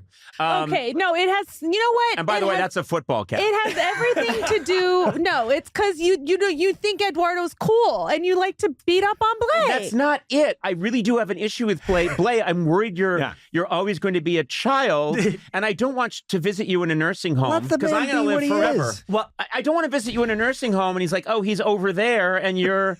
You know what I mean? You're dressed like a 16-year-old Korean schoolgirl. I would like to see that. Who's gone to a club. You know what I mean? I mean, and you're like, oh, this person on my T-shirt, that's Ubishi. He's a little squiggly doodly. I love the squiggly doodlies. I watch them every Saturday morning. Oh, I don't know where to fall in this. Yeah, the Ubishi has some good merch. No, you got to admit, you're on my side a little bit. No, I'm on Team Blay. I'm on Team Blay. I just don't think you get. I don't think you get it, and so I get you hate it completely. You don't get it, and you hate it. No. I get it completely. It's a little story called Peter Pan. I won't grow up. I don't want to go to school. Just a parent, and I'll follow silly rule. I'll dress like Blay every day. Well, can I say a thing, which is, why am I even going to say When you open your closet to get dressed in the morning, I bet there's all kinds of like plastic hats, goofy things come tumbling out of your closet. Is your wardrobe animated and it speaks to you? Yeah. No, it's not animated, but that is true. Actually, today I had to go through a whole pile of hats. What are you doing? Blay, what are you doing? Okay, just let him talk. Let him dig his own grave. This is what I was going to say, which is, this is a bad analogy, but Batman, the reason why Batman wears... No. Can I just speak? Yep. The reason why Batman wears a big bat on his chest is because that's where the armor is thickest, so people will shoot at the bat, okay? So I'm like the bat symbol on his chest. It's from The Dark Knight Returns. But so basically everyone else should be thanking me because I am drawing his ire for you. But I don't want that for you. I'm jumping on the fashion grenade, so to speak, for the office. But we shouldn't have to do that. You know what I mean? We should I'm just a little worried about you, Blay, because you came to work with me as a young man, and I thought, this is cool. Yeah. I like this young guy. Maybe he'll stick with me for the long haul. Yeah. And that was 22 years ago. Yes. And if anything, you dressed more like a man then. And now you've just become like a theme park animal that's running around. Who's he hurting, though? The other thing I'll say is, I lost a bunch of weight a couple years ago, and so now that allowed me. I only had a certain amount of clothes to choose from. When you're 6'3" and you're a bigger guy, you can only but now I'm like, oh man, that looks cool. So I'm kind of having a renaissance because I could never wear these kind of clothes. Amen. He's expressing when I was himself. younger. Amen. And you're shitting on him. Okay, you owe him an apology. No, can I say one thing? Sona, he just did this jujitsu move where it now looks like I'm weight shaming him, which is terrible. That's a terrible thing you just did to me. First of all, nice job. Yes, you did lose a lot of weight. I just thought that you had terrible diarrhea. I didn't realize that you went on this regimen. Both things can be true. Yeah, but that's my favorite diet, by the way. That's gonna sweep the nation soon. But yes, I just want to see you in a suit once. Okay, all right. Just wear a suit once. Okay, you know what? Come in a suit and we'll do a segment about it. Okay, yeah. You know what? Let's put you in the microscope even more. Sure. I will wear a suit. I will dress up. And that doesn't mean, and you can't put any pins on it for like DC or Marvel. Yes, you can. Yes, you can. Okay. No, this is a bank. From now on, this whole podcast empire is a bank. This is Bank of America. And I'm going to start dressing up. You're wearing a T-shirt. I know. You I'm look going to like you're change working on a little schooner right now. Okay, that's. Oh, let's get him. He looked like that's not going to go well. Silicon Valley. Let's fight Bruce Lee. That'll go well. Good luck. I've got a spoon. I'm going to go attack Bruce Lee. You're right. I don't want to do that. No, I just think, Adam, you think as the guy who really is the power behind the throne, don't you think it would be a good idea? Like, I'm a big admirer, and he's a friend of Jack White, because Jack White makes everyone around him sort of dress up. And I think that's really cool, and it has this cool effect. When you see Jack and his gang, they all represent. They're all dressed for the occasion. And me, I just look like I run a daycare center. Well, you're the most casually dressed of any of us. Today I am, but you have to admit, mostly I wear a tie a lot. I mean, today just happens to be an off day. Yeah, I was going to say is that like it starts at the top, right? It starts with Jack White, and then they all, I guess, mirror their style off of. Well, I think he also tases them if they don't obey. I think you're probably right. But what I'm saying is, don't you think maybe we should start to have a dress code here where you've got to have, and we have to pretend it's a bank in 1955. No, that's stupid. And people have to wear fedora hats, like hats from the 50s. This is all the stuff I got mocked for in the first place. I know, when but I came on this podcast. That was a couple of years ago. I mean, I never wore a fedora, but. A comedy podcast. Why? I think it's a good idea, but we'd have to work it into the budget because we can't ask people to go and buy. Now new we're talking. wardrobes. So you have to clothe we'd have us? to figure Okay, out. I'll pay for it, but it's have to be very shittily made clothing. I mean, very bad, like stuff that if it rains, the color runs. No, I need a new leather jacket. I will give you one of my old ones. What? Yeah, No, I'll you're give you- gigantic. So what? That's not going to fit me. It doesn't matter. Buy me a new jacket. Yeah, I want a new Rivian SUV. Okay. Thanks. Just buy us stuff. No, I'm getting him the Rivian. I'm not getting you a jacket. Oh, come Those on, things it's are so expensive. much more expensive for a Rivian. I just think that this is a comedy podcast, and I want to say on the record, I like how Blade dresses, Same. and I'm totally Thank you. fine with it, and I think you're being a bully. Yeah. Thank know. you. But I will dress up. I will dress up and come in, and you might Don't you know change what? yourself. You might not like it. No, I love the idea of Blake coming in. Yeah, might not just like come it. in a suit one day. It might freak you You out. know what I mean? No, and it's not going to freak me out to Okay. see you dressed as an adult. You're 72 years old, for Christ's sake. It's time to, grow up a little bit. Is it true? I never knew if this was true or not that you had a chance to do James Bond. Was that ever a possibility for you, or was it ever discussed? They were interested in me after Schindler's List. But they were interested in a whole bunch of other actors. Some journalists seem to think, oh, why did you turn down Bond? It's like, no, I wasn't offered James Bond. I think I was on their radar for 5 minutes. Would you have done it if the chance had come up? Yeah. But my wife, God love her, she said, when I first started getting a couple of calls from Barbara Broccoli about, would I be interested? And I said, yeah, I would be interested. And Natasha and I weren't married at the time. And she says, if you are offered James Bond, we're not getting married. And I'd be going, ding, ding, ding, ding, ding, ding, ding, ding, ding. Keep it up. She did not want to be married to James Bond. Yeah. I was worried today, these boring, horribly beautiful women. I can't take it anymore.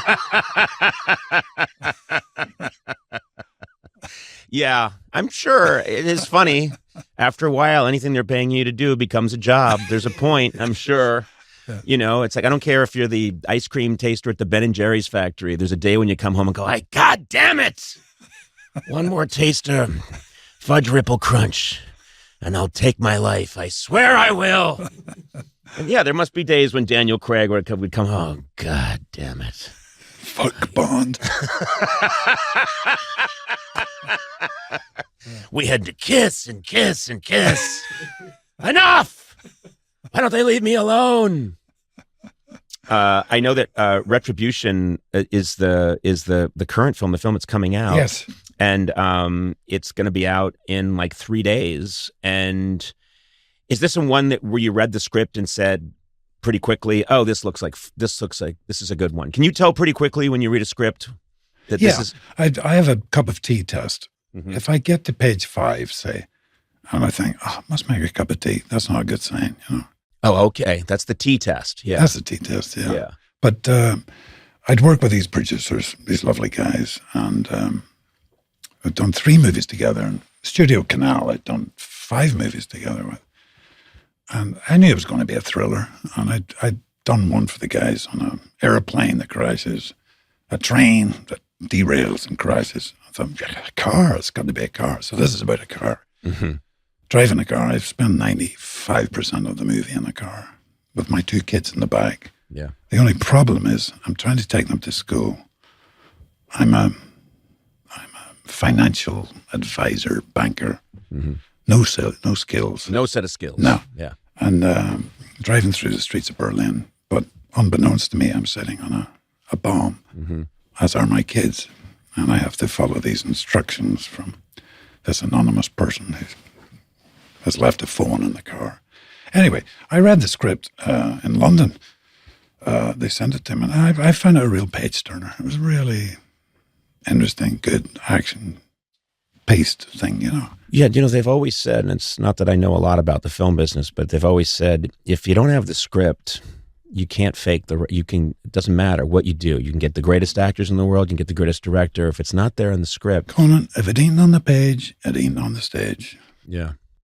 That's the truth. And I can tell it's the truth because it rhymes. Yeah. If something rhymes, I immediately believe it. I immediately believe it. But I love that. You can tell by just what you call the tea test. If you want to make yourself a cup of tea, a couple of pages in, that means it's a problem. Yeah. There's something not working. I have a version of that called the if I'm offered test, which means if I'm offered anything, I'll do it. Because I want to go do it. Yeah. You know the old actors one, the agent calls the actor performer. And the actor goes, "Hey, John, how's it going?" "Yeah." "What? Who?" "I would not work with that bitch if she was..." "How much?"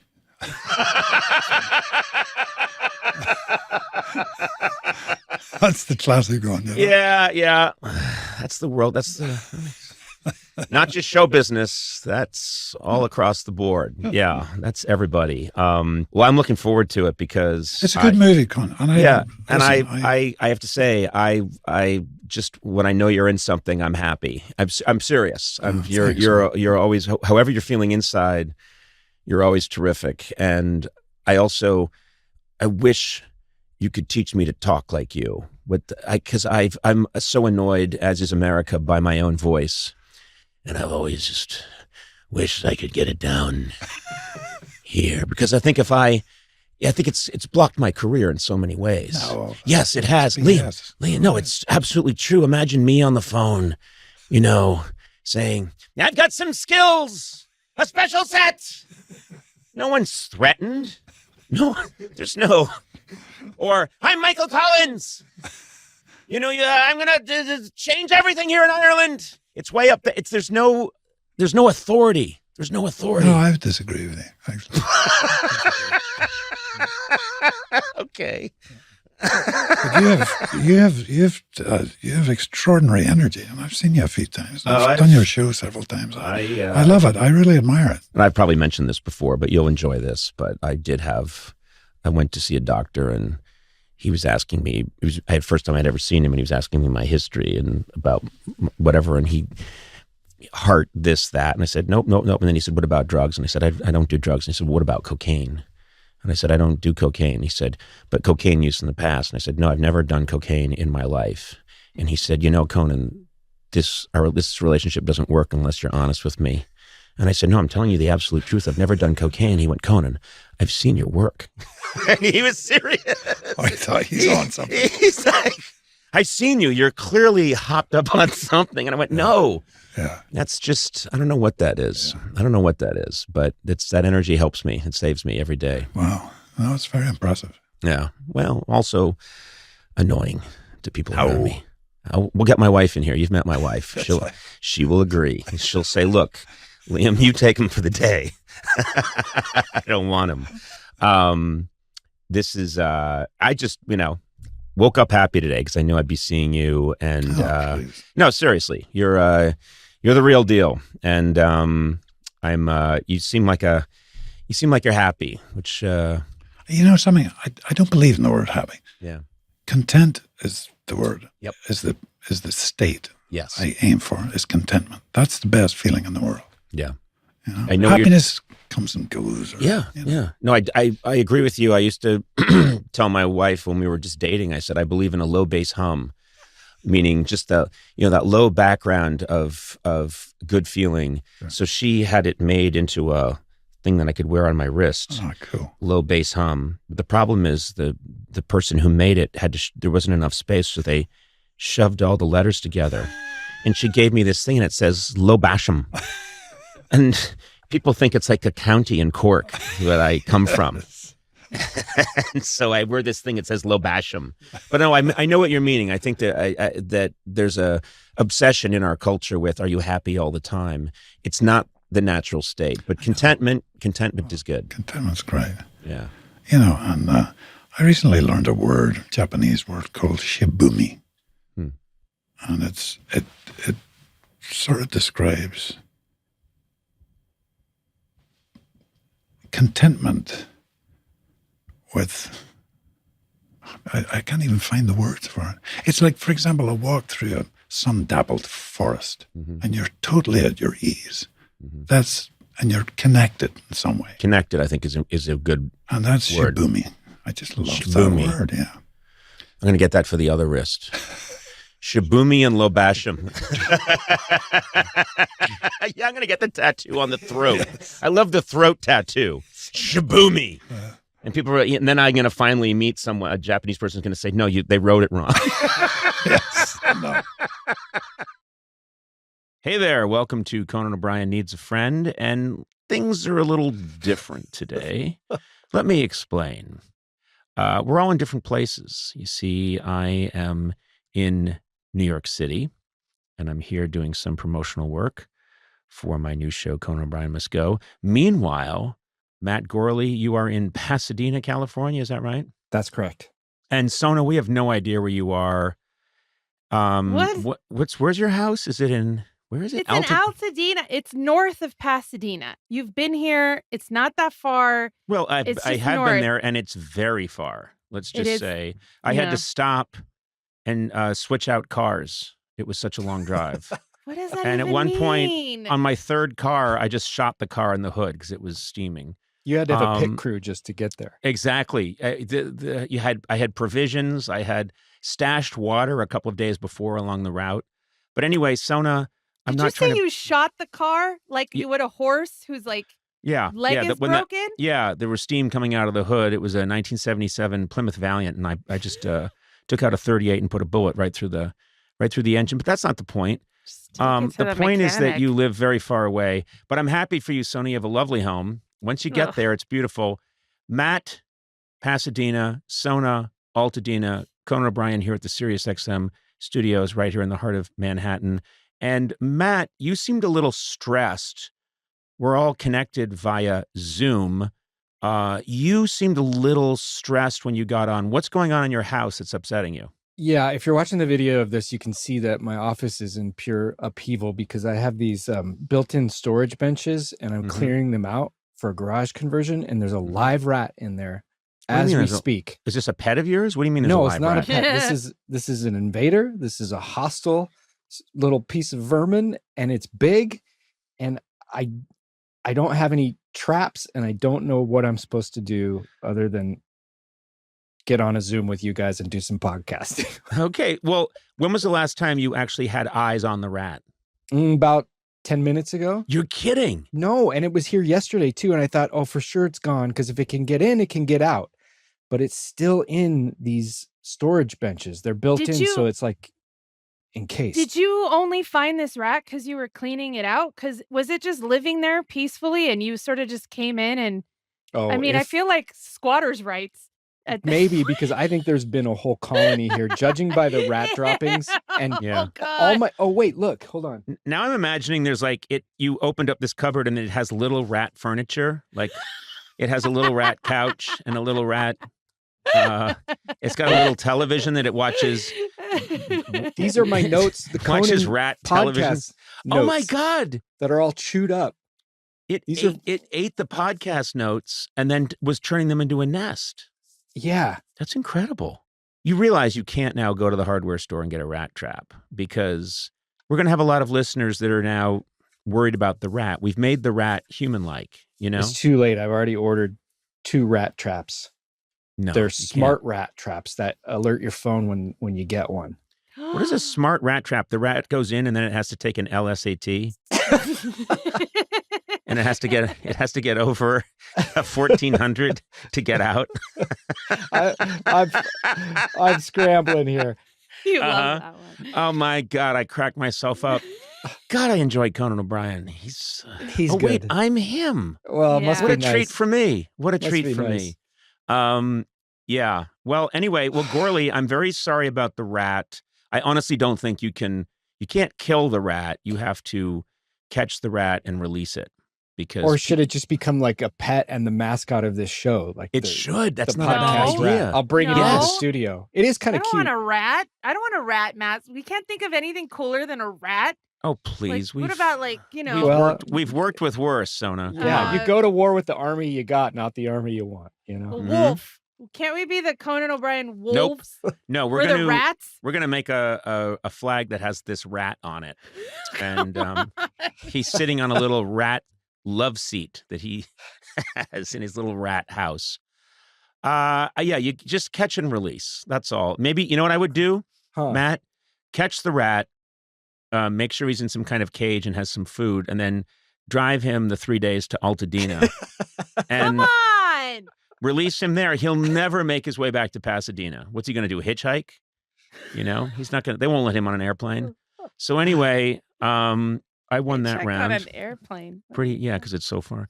Anyway, pretty good joke. Stupid joke. I'm giving myself.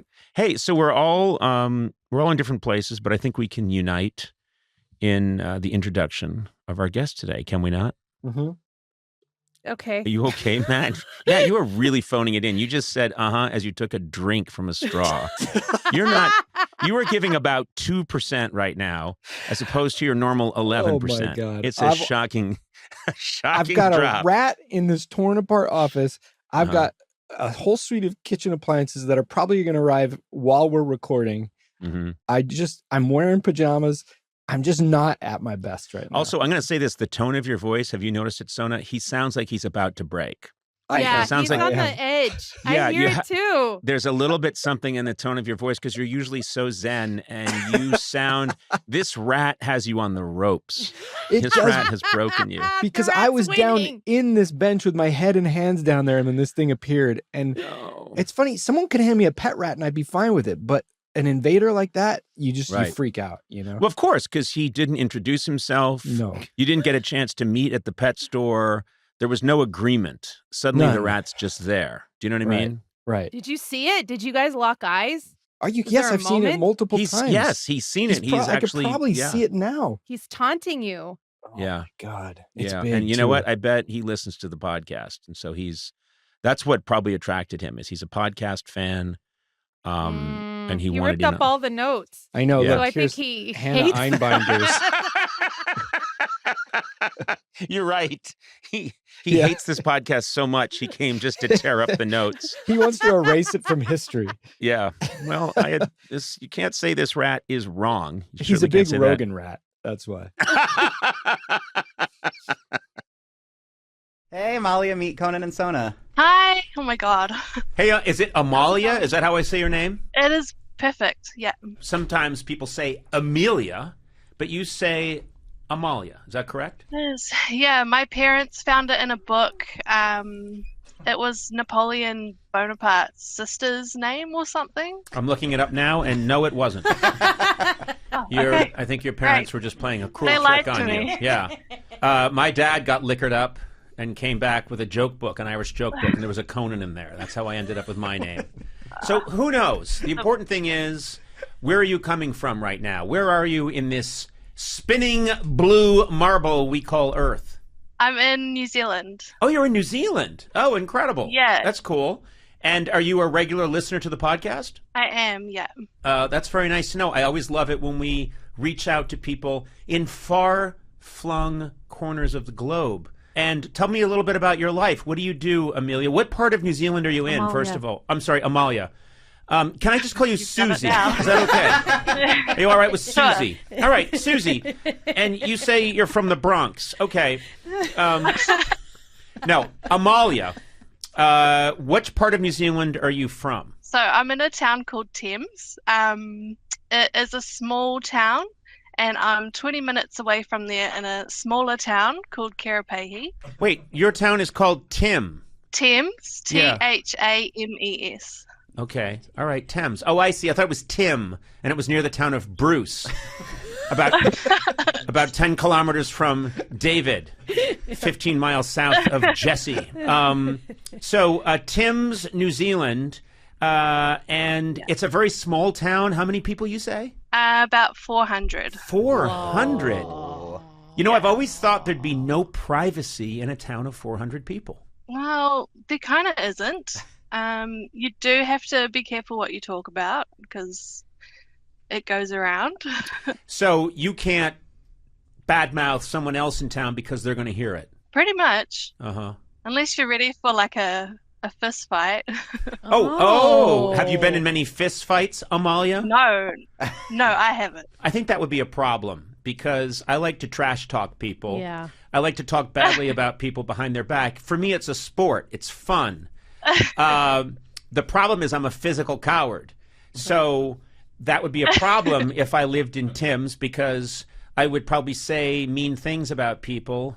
Like, oh, look at those shoes. You know, you find them in a dumpster. That's your idea of a mean thing to say about someone? Yeah, those shoes look like they have a high arch. What's his deal? You know, and then... I think you'd be okay. You've got status. No. You're Conan O'Brien. They'd roll out a red carpet for you. I think you'd be the town gossip for sure. Yeah, I would be the town gossip. Yeah. I'd be the gossip girl of Thames, New Zealand. Extreme. Every Christmas season, it's the same thing. Demands for more podcast episode comes in, and we've got to meet those demands. We got to mail out those podcasts. We got to get them in the mail. Oh, I didn't Well, guess know what? about With that. Stamps.com, all you need is a computer and printer. Then you're ready for that holiday rush. You know what I'm saying? No, I just remember last year when we were stuffing podcasts into envelopes and licking them and putting on the stamps. It was crazy in here. Yeah. No we were more. working Not so with Stamps.com. They even send you a free scale so you have everything you need to get started. Because whenever I go to mail stuff out, I'm like, where's my scale? Well, they got the scale ready there for you. Now, taking care of orders on the go is even easier with the Stamps.com mobile app. If you need a package pickup, you can easily schedule it through your Stamps.com dashboard. And if you sell products online, Stamps.com seamlessly connects with every major marketplace and shopping cart. Get your business ready for the holiday rush. Get started with Stamps.com today. Sign up at Stamps.com/Conan for a special offer that includes a 4-week trial plus free postage and a free digital scale. No long-term commitments or contracts. Just go to Stamps.com/Conan. Probably start rumors just to watch other people fight. Yes, I would try and get other people to fight each other. I'd say, hey, Joe, is there a guy named Joe in your town? There is. I live with one. There you go. Oh. I'd say, and give me another name of someone who lives in the town. My boyfriend, Emmett. Okay, I'd say, hey, Joe, I didn't think it was cool what Emmett said about you. And he'd be like, what did he say about me? And I'd say, I don't know. He said that, I don't know, your shoe has a high arch. And then Emmett would say, I never said that. And then I'd say to Emmett, well, you should hear what Joe's been saying about you, Emmett. And it would end with both of them fighting in the town square. Is there a town square? No. It's not. It's just a main street.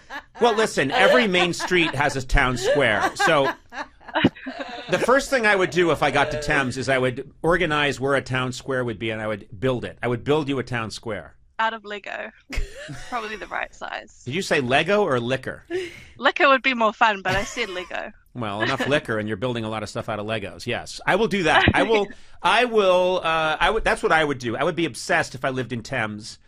I would be obsessed with there being a town square. You need a town square. You know, they had one on Gilmore Girls, and it's where everybody gathered. With like a gazebo. You need a gazebo. You know what a gazebo is, right? You need to have a town square. It has to have a gazebo. It has to have little lights. People have to be wandering around in the town square, and that's where things get settled. Don't you think that would be a good idea for Thames? That would be great. We could just start like an underground fighting ring at the gazebo. Yeah, we could. Well, I don't know why you, Amalia. I don't know why you went there. I never suggested that we start a fight club underneath the gazebo, but okay, we're going to do that now, I suppose. Okay. So tell me a little bit about your life. What do you do?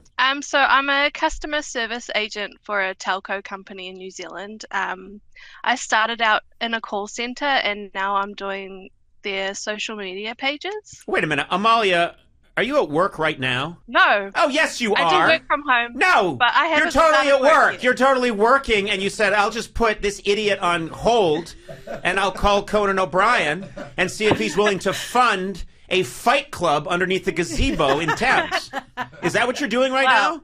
You're totally working. There's someone waiting on hold right now, listening to insipid music, while you come up with this scheme. Yeah, I'm sorry. Wow, you're easy to. That was an easy confession. It really was too easy. All right. So, and you have a boyfriend? I do. Yes. Let me ask about him, because you need my approval if this relationship is going to continue. Well, don't you think of me as kind of a father figure to Amalia? Not at all. Not at all. You just met her like 5 minutes ago. David, don't you think I'm kind of a father figure? No. Eduardo, father figure? No way. Okay. Getting a lot of no's here. Amalia, what do you think? Am I kind of a father figure? Yep, and I think we're going to be fighting underground. Okay, good. Well, anyway, how long have you two been going out? About 10 years. Oh, my goodness. God. Well, okay, all right. Well, I don't know if there are any plans moving forward, but that's your business, not mine. I wish you nothing but the best, you crazy young people, you. Thank you very much. Yeah, I would think, if I lived in Thames, I'm a guy that likes to have various affairs on the side. What? That would be very hard for me because if there's only 400 people, I think word would get out. You know me, I'm kind of a Lothario. Yeah, you would plow your way through all 400 people. Yeah, okay. It'll be related too, so you'd just be like recycling the same families. Well, that's pretty much what I come from, so I think. Oh, man. Well, I do. We pretty much I come from the Thames of Massachusetts. And we just lived there for like 200 years, and look what happened. We've all got super long limbs, and we can see in the dark. Hey, I want to bring up something that was a direct quote from you just now. Okay. Mm-hmm. You just said in this room, when I see a Hallmark movie, I watch it. I did. We weren't on mic. I didn't know that would come back to haunt me. Well, yes. So you're prepared to admit that, and you're good. I am. I will not only admit it, I will encourage others to do it as well. And I'll say, many people say that our nation is divided, that we've lost our way. I think nothing would unify this country more than everybody watching Hallmark movies. I just enjoy the pattern. You could say that there are certain tenets of drama that were set up by the Greeks, and it's never really changed since then. I love that Hallmark has a certain formula. They follow it every single time with chilling regularity. Yeah. And they've also come up with something that I think is revolutionary. When we think of story, we think of conflict. Conflict is the center of story, right? What is the conflict? What is the problem? Any scene, someone comes into a room, there's a problem here. How does the person get the thing that the other person's trying to keep them from getting? That's how all good drama story works. Hallmark, I watch these things, there's hardly ever a conflict. They're conflict-free, yet they exist, they're extremely popular, and it somehow works. But attractive single person meets other attractive single person. Yeah. Oh, one lives in Los Angeles and the other lives up in the mountains of Utah, but in a fairly affluent community. And they can get to each other within a 40-minute flight or something, hour and 40-minute flight. And there isn't really, they meet each other. She always immediately has to dislike him, but for not a good reason. It's never a good reason. There's never a good reason. And then it's a reason that can quickly be removed. So it's really not a conflict. It's a conflict the way, like, I'd like to come over there, but there's a small tissue in the way. I can't, you know what I mean? Well, there's usually some big city ex-boyfriend that they've got to kind of like get out from under, but barely. I don't know, though. I've seen ones where I've gone back and looked for the conflict and haven't found it. Do you think you could write a Hallmark movie? Yes, I do. Do you think you should? I think I should. That's the better question. Yeah, I think it would be a good use of my time. Did somebody make a Hallmark in somebody? Will Ferrell and Kristen Wiig. Yeah. Will Ferrell, Kristen Wiig did one, and it's brilliant because it's been done. If they hadn't done it, I would do it, but it wouldn't be that funny. What would your situation? If you're the star of a Hallmark movie, what's your situation? Who are you meeting? Where are you going? Who are you leaving? And where are you leaving? Well, geez. Okay. Wow. This is a lot. Yeah, I know. Okay. Well, let's see. I am a guy, very good-looking. This is the part I play. Oh, come on. There's prosthetics. Get off my ass. And with prosthetics and lighting and CGI, they could do all kinds of shit to my face. Okay. So anyway, I'm a guy who has built an inn. I have an inn. And it's up, and I'm very rugged, and I sort of look like the brawny paper towel guy. Wait, you're playing a rugged guy? You're playing the rugged archetype? I said CGI. No, I'm not saying. Look, I think you're an academic. you're teaching at a university and you're like a frazzled professor. Okay. I think that's more your scene. All right. You know what, can I say something? But you're handsome. And you don't need CGI. Stop being mean to yourself. I appreciate the notes because that helped me. Sometimes I see myself differently than other people do. And I do see myself as a woodsman, as someone... A woodsman, not even an outdoorsman. You have the specific trait of a woodsman. No, I swear to God, did you know that I sued Brawny? You did? I sued the Brawny paper towel people because I said you totally ripped me off. Because it was around the time I was doing the tour, Sona. Remember when I had the red beard? And I sued them and I said, you totally ripped me off. And Judge threw it out. And he did a picture. He had a side-by-side picture of me in boxers and the drawing of the brawny guy. And apparently they just threw it out immediately. And I tried to take it to the Supreme Court. Yeah. I have to interject here. This is, by the way, I just want to introduce, this is Aaron Blair. We call him Blay. That's right. And several major celebrities have told you to shut the fuck up. That's right. When you interject. The biggest. That's right. Tom Harrison Hanks Ford and Tom Hanks have both. Yeah. So anyway. And shut the fuck up, actually. With you. And so let's hear it. Well, I just wanted to say, I am a huge fan of Hallmark movies and Lifetime movies. And every Monday, I watch a movie with, on Twitch with some people. And I think you would be really interested in a series by Vivica A. Fox that's on Lifetime called The Wrong X. So like the wrong man. Okay. The wrong tutor. Right. The wrong stepmother. Is every episode different? Every episode is different, but they're all kind of the same. And I think you would be perfect and I want to start a campaign for you to be in one of these movies. I would do it. Because I would do that. There's always a moment, and you want conflict? Oh, there's conflict. Okay. Yeah. There's always someone in a hoodie peeking around a tree. Oh, I could be a guy in a hoodie. Exactly. You are a guy in a hoodie right now. I'm wearing a hoodie now. And at the end. And many times I've peeked around a tree at people. And at the end, she always says the title of the movie. So she's like, told you he was the wrong man. Yeah. Told you it was the wrong tutor. And I think you would be perfect for this. And I want to start a campaign. Okay. I'm okay with that. And I want to play this part. And money doesn't matter, I'll make sure that, as long as they, what? I'm not sure that these movies have a huge budget. I'm just going to put it out there.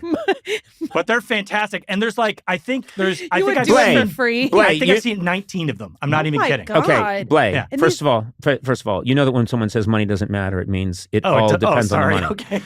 But second of all, I'm willing to do it, but I think we should explore this theme that because I do take constructive criticism, and I do think I'd probably be a frazzled academic. Yes. Yeah. But one of those things where when I take my glasses off, the woman realizes he cleans up okay. But should it be that you are in a current relationship with a kind of mean, snobby academic, and you go to a rural area and suddenly you meet this, let's say, woodsman, a nature guide, a woman who's does whitewater rafting and breaks you out of your shell, and you don't know what to do, and you frolic, and she finds the real you. Oh, first of all, I'm petrified. Yeah, and then you leave her and go back to the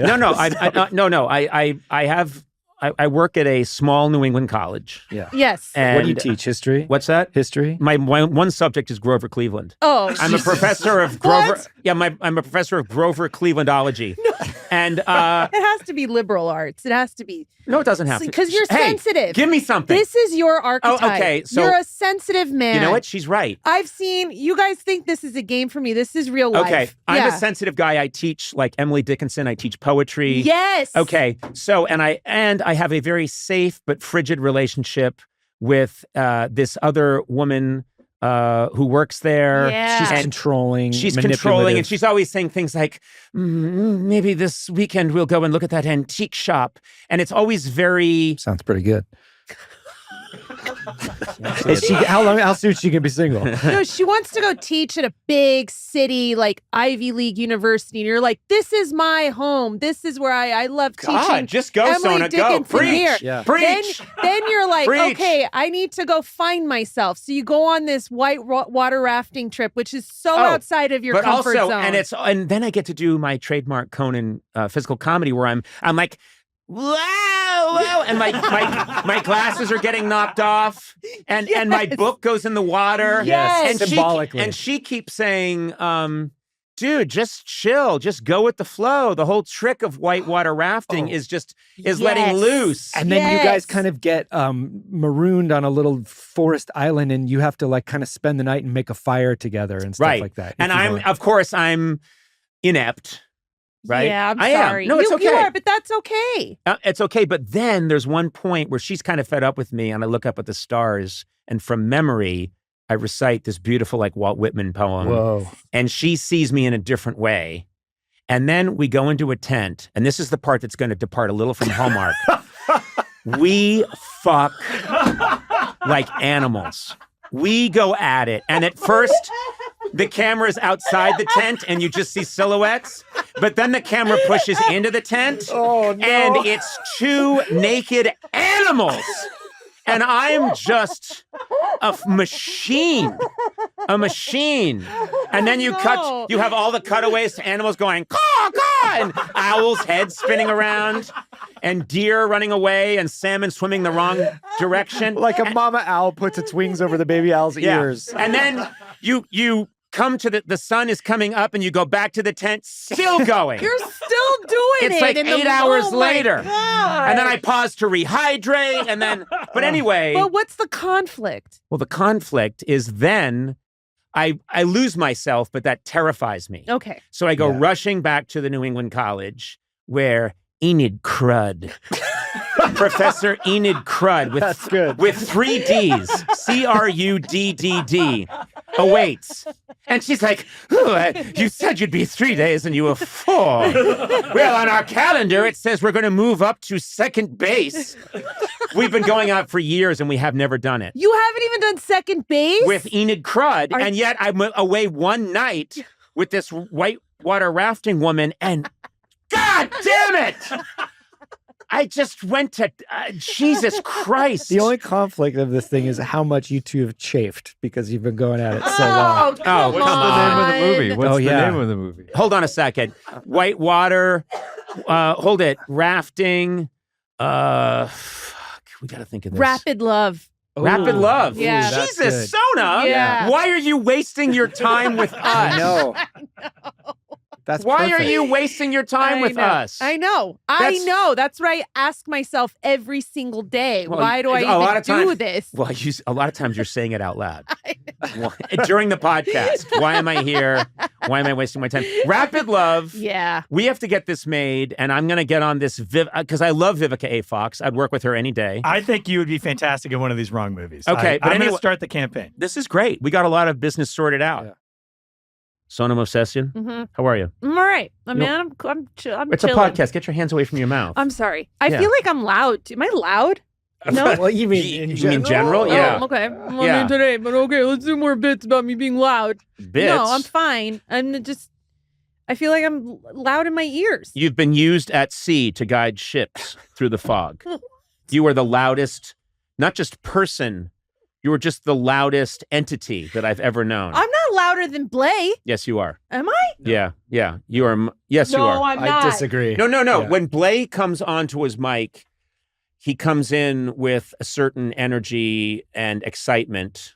But that's not how loud he is all the time. Oh. You are unbelievably loud all the time. And Matt, you're here too. How are you? Hi. Hi, good to see you. You little church mouse, you. Oh, I'm quiet. I'm Matt. I podcast. I had an idea. I know what volume I should be. Would you just quiet down, please? Yeah. No, Sona, you must have had people tell you. Everyone has always told me. Yeah. No, you're right. I don't know why I'm arguing. I was driving to your house not long ago. We were going to record that Chill Chums, which is in Altadena, and I got near your home and didn't know where you were, and I rolled down the window and heard you and drove the next 6 miles to your house. It's absolutely incredible. And you weren't even mad about anything. You were just saying, oh, I found the hummus. And then, Why does it gotta always be hummus? Do you like hummus? I do like hummus. All right, but then. I like baba ganoush more. Oh, okay. Well, that's not ethnic. You like Quaker Oats baba ganoush.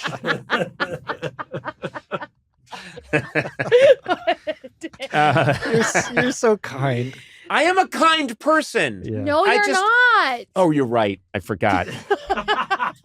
I swear to God, I was sitting today, this morning, I came in. We have our little office here at Larchmont. And it's kind of nice. And I thought, it's kind of cool. We do a podcast out of here. We do a lot of the pre-production and all the editing for the Max Travel Show here.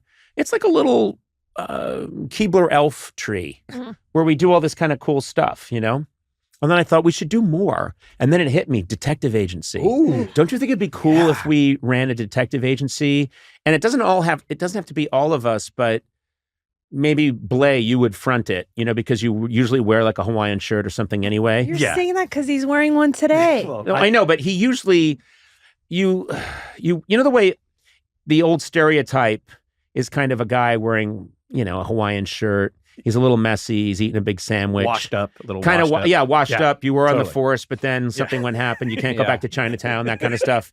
So anyway, you would front it, and then occasionally you would use all of us to assist, and we would make extra money that way. I love this idea. I could see people coming up, finding out like, yeah, I know this. They make a podcast here, and yeah, I know that they do some production here, but I also saw this flyer that says there's a private so like detective a agency. femme fatale walks into a room with like the shadow of blinds on the wall and says, "Mr. Blay, I hear you can help me." Well, I kind of think, I feel like you would be the head of the operation, Conan. You might send me out into the field. I think Corley, you're the brains because you read all these spy novels. That's true. and stuff. You do. Oh. And also, What the fuck am I doing? well, first of all, Oh. you're how they find us because they hear your voice. Literally, they're like 15 miles away, and they hear, "What? I didn't want seeds on this bagel." And then they just start walking towards that, and then they She's get not here. even like publicizing the business. She's No. just- I'm they just talking about a bagel? Yeah. I have the least, my job sucks on this detective agency. You don't have He's to a do cool anything. Guy? Yeah, but you get paid, and you just All right, basically that's cool. that's all you care about. Yeah, that's fine. Anyway, I envision it this way because Blay, you can't lead with Conan. That's just too overwhelming. No, you know? that's true. And also, you want this woman to come in and sort of start to fall in love with you. If I come in, that's screwed. Okay. Okay. All right. Do you know what I mean? Yeah, no, I know what you mean. Come in with my BD energy.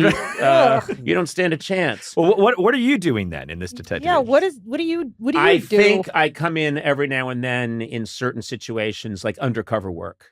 What? Yeah, I you think are you're the yeah, you would never be able to do undercover work. I would. I can if crouch. Your life depended When I crouch, on it. You're people the twist villain. Yeah. I can crouch. I can crouch. What People- does crouching have to do with being undercover? most That's people literally spot, being under some covers. most people spot me because I'm very tall. Right. So if I crouched Oh. and I hid the red hair, the red pompadour, and I could have different disguises, but I would go out there, and you do have to admit I'm a pretty good character actor. I could. You've done all those soap operas on the travel shows. Yeah, you play all those Yeah. different characters. But anyway, looks exactly the same. You look exactly like you. You can. I've been out with you when you're wearing a hat and sunglasses, and you're trying to look like blend in. Everyone knows it's you. I've been there. Don't you have a story where you were literally covered head to toe, and Martin Short was like, "Hey, Conan," and you were like, "I'm fully." Under a sheet. Yeah, I was. It happens. I would say I was with my daughter and people were saying hi and stuff. And so we went into a sunglass store and my daughter Nev, and this is a true story. We're down in Santa Monica on the promenade. And they had these glasses that like cover your whole face. And I said, let's just try those. And I bought them and I put them on and I walked out with my daughter and she's a witness. And the person went by and went, "Cool glasses, Conan." But anyway, the other thing I could do is also just be me. If the undercover isn't going to work, I could say, "Hey, Conan O'Brien, you're probably a fan," and then that gets the conversation started and I get some information. But another way, detectives are always shelling out, here's a 20, here's a 20, here's a 20. What do you know what's on the street? I could do that, but I could do it with like, here's tickets to a podcast down at the. Here's a headshot. Here's a headshot. What's the word on the street? And then the guy would be like, "What? I don't want this." And by the way, this headshot looks 20 years old. And word on the street is you're going around passing out headshots. Yeah. I'm at the shoe sign stand. I'm like, hey, buddy, what do you know? What do you know? And he's like, "Well, I don't know much." "Oh, yeah, I think you do." And I hand over a headshot that was taken in 1993. I'm wearing like a padded shoulder jacket. It's for the Late Night with Conan O'Brien show. And I'm like, "Hey, maybe now you remember a little better." And he's like, "Yeah, I remember that you've aged horribly."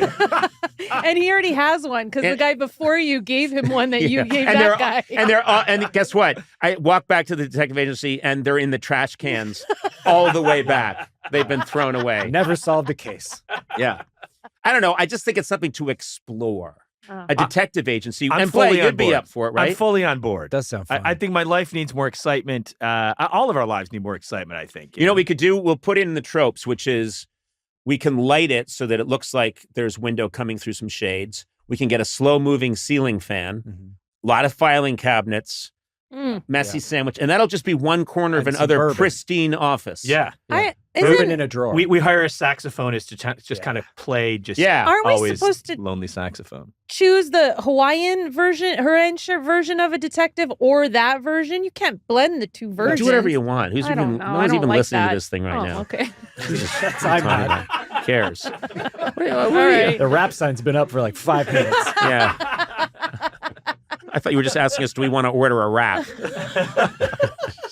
Oh, that would be wrap ? This detective agency is never going to work. Okay. Maybe the detective agency is a bad idea. We'll think of something else. I want us to have another service here.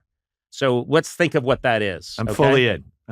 Ceramics? Hey, massage. Ugh. Okay. No. People come in to give you a massage? Wait, that would be fantastic.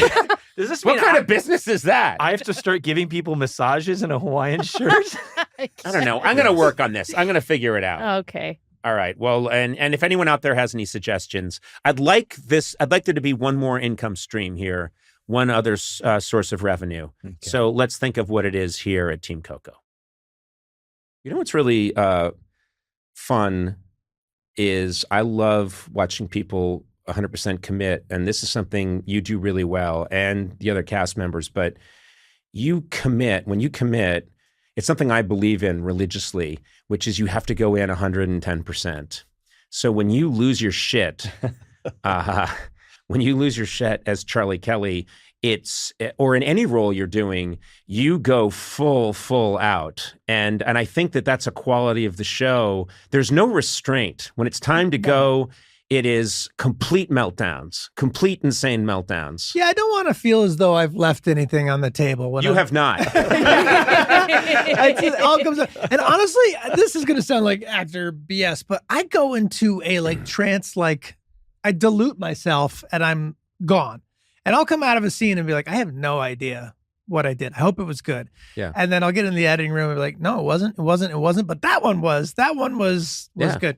Sometimes I can't do that, and I'm hyper aware of the camera guys here, or the boom guy's got a cold. He's like, you're aware of it. But sometimes you just black out, and just I don't know, just kind of barf out a performance, and it seems like vomit on the screen, and the audience loves it because they say that's real. There's a really weird thing. I don't know. You could probably relate to this, but there are a lot of things I can't do if it needs to be serious or sincere. Oh yeah. But if it's in the name of comedy, I feel that I might be able. There are times where I've felt I might be able to break the world record for a mile if I thought it would make an audience full of people laugh. Yeah. Do you know what I mean? Of course. There are things you can do, and obviously that is not the case. But there are times where I know we would do something at rehearsal, and I would say okay, when there's an audience here, I think I can put my fist through that because if I do, it will be funny, and so I will. And it doesn't matter. And then later on, I'll realize that I shattered my hand. But I don't know what that is. That is, there's a kind of, for lack of a better word, it's neediness. It's like I so want people to be happy and laughing that in that moment, I used to do stuff all the time on the late night show, and Andy would get mad at me afterwards. He would go did you realize that was a real bear, and you put your head, in his mouth.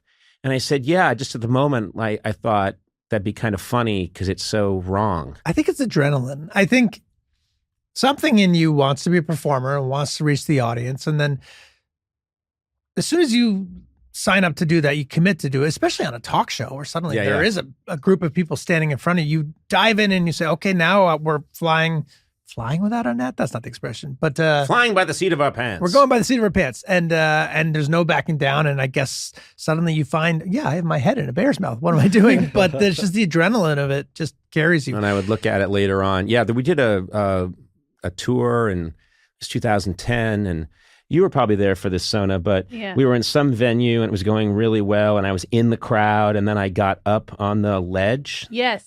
And there's like a 30-foot drop into the audience. Oh, I remember. And I'm like on the ledge and like doing shtick to make the crowd laugh. Mm-hmm.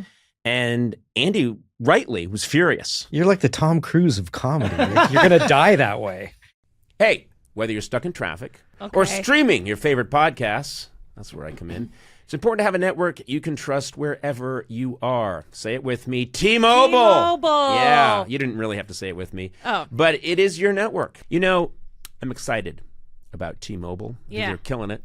And, you know, who's really excited is our good friend Blay, who's been using this service. Blay, tell us about it. Yeah, I have been a T-Mobile subscriber for a really long time. They're awesome. I download videos all the time. Yeah, you do. You lightning quick. download a lot of videos. Yeah. I do. Now, you've never read a book. No, books are overrated. But and I listen to this podcast on a hike. Fantastic. Up in the mountains. You listen to our podcast? Contractually. You I have work to. here. Yeah, I have to. I have to listen to it. But it's great. And honestly, like the coverage is insane. And yeah, I love the service. I love the phone. It's fantastic. Experience for yourself how T-Mobile is America's largest and fastest 5G network. You can't top them. I like all the G's. You bet you do. Find out more at T-Mobile.com/CY. That's SEEWHY. Fastest based on median overall combined 5G speeds, according to analysis by Ookla of speed test intelligence data for Q4 2022. Good. Wow. That's incredible. Yeah. I said exactly what they wanted me to. You just See read it word 5G details at T-Mobile.com. What I'm saying is I acknowledge I don't want it to be a humble brag or a flex, because I'm often afterwards realizing, oh, this is the sign of something that needs work. Seriously, this is I'm a smart person and I have a wife and kids and I love my family and relatives and I know better than to do that. Why did I do that? It's because I knew that the crowd is this happy, hand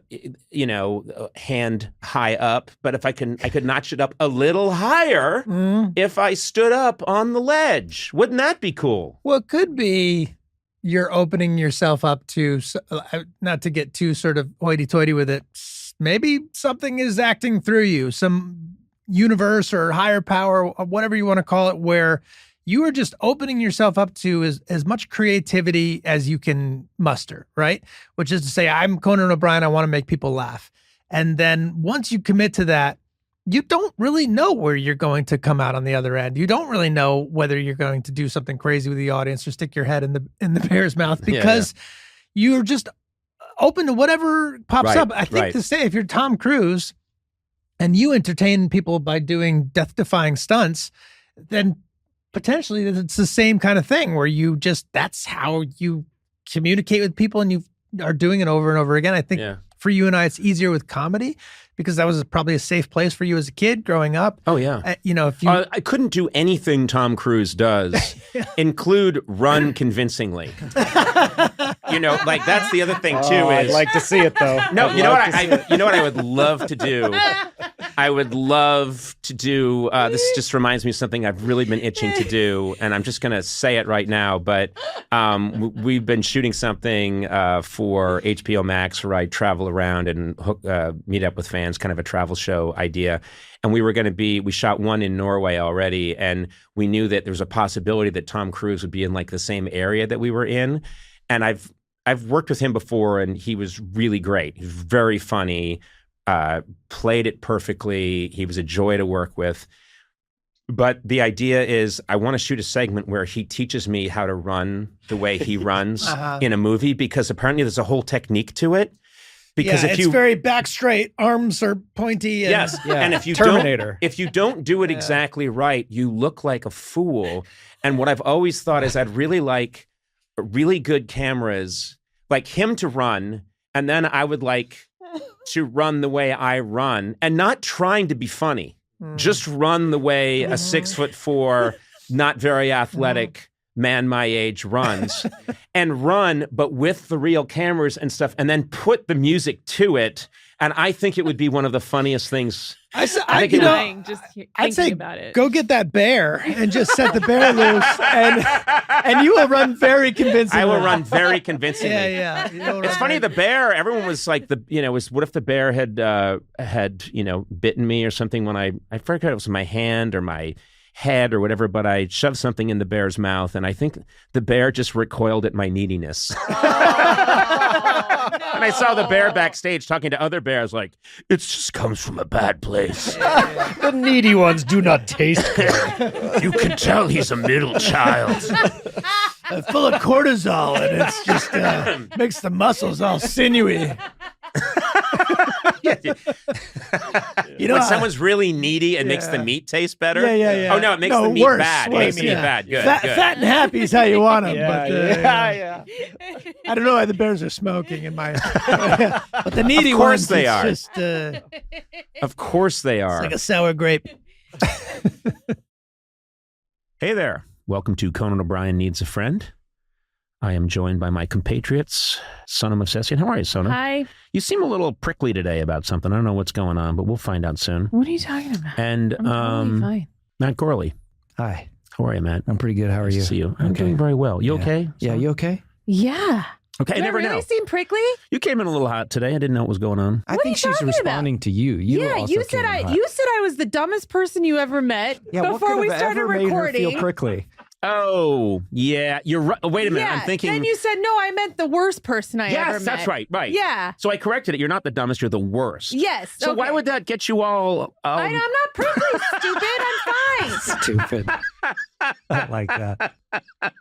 Can we just start calling you stupid? Yes, you can. Hey, stupid. But how are you in general? How are you? I'm good. Yeah. I'm fine. I was checking my wound. It's fine. I'm What okay. wound? What do you have? I cut my finger cutting zucchini, but I'm okay. It's fine. It's what were you making? What? I was just roasting zucchini, As a- and then as a I side did dish? it on a mandolin, and I sliced a piece of my finger off, Can I and ask you it a was question? fine. Do your kids eat all kinds of food, or are they super picky? No, they eat all kinds. They do. That's amazing. Well, it's just because we just, we give them a lot of ethnic food, and then they just eat a lot of. We tried that with stuff. when my kids were little, especially my son. So picky, super suspicious that everything was poison. Would only eat very specific things. But when I've been around you, they're eating everything. You just can pull something out of the lawn and they'll eat it. It's incredible. And we do sometimes. We just go out there and get something and just put it. They eat grass. Often it's just grass. Yeah, which is weird. I don't think there's any nutritional value to You that. put enough spices on it, it's fine. They just look like kids that eat everything. They do. They eat a lot. I mean, but Beckett eats now. Okay, we don't use his name on this podcast. Now You've said his name many times. Never. A lot of times. Never. Yeah. His name's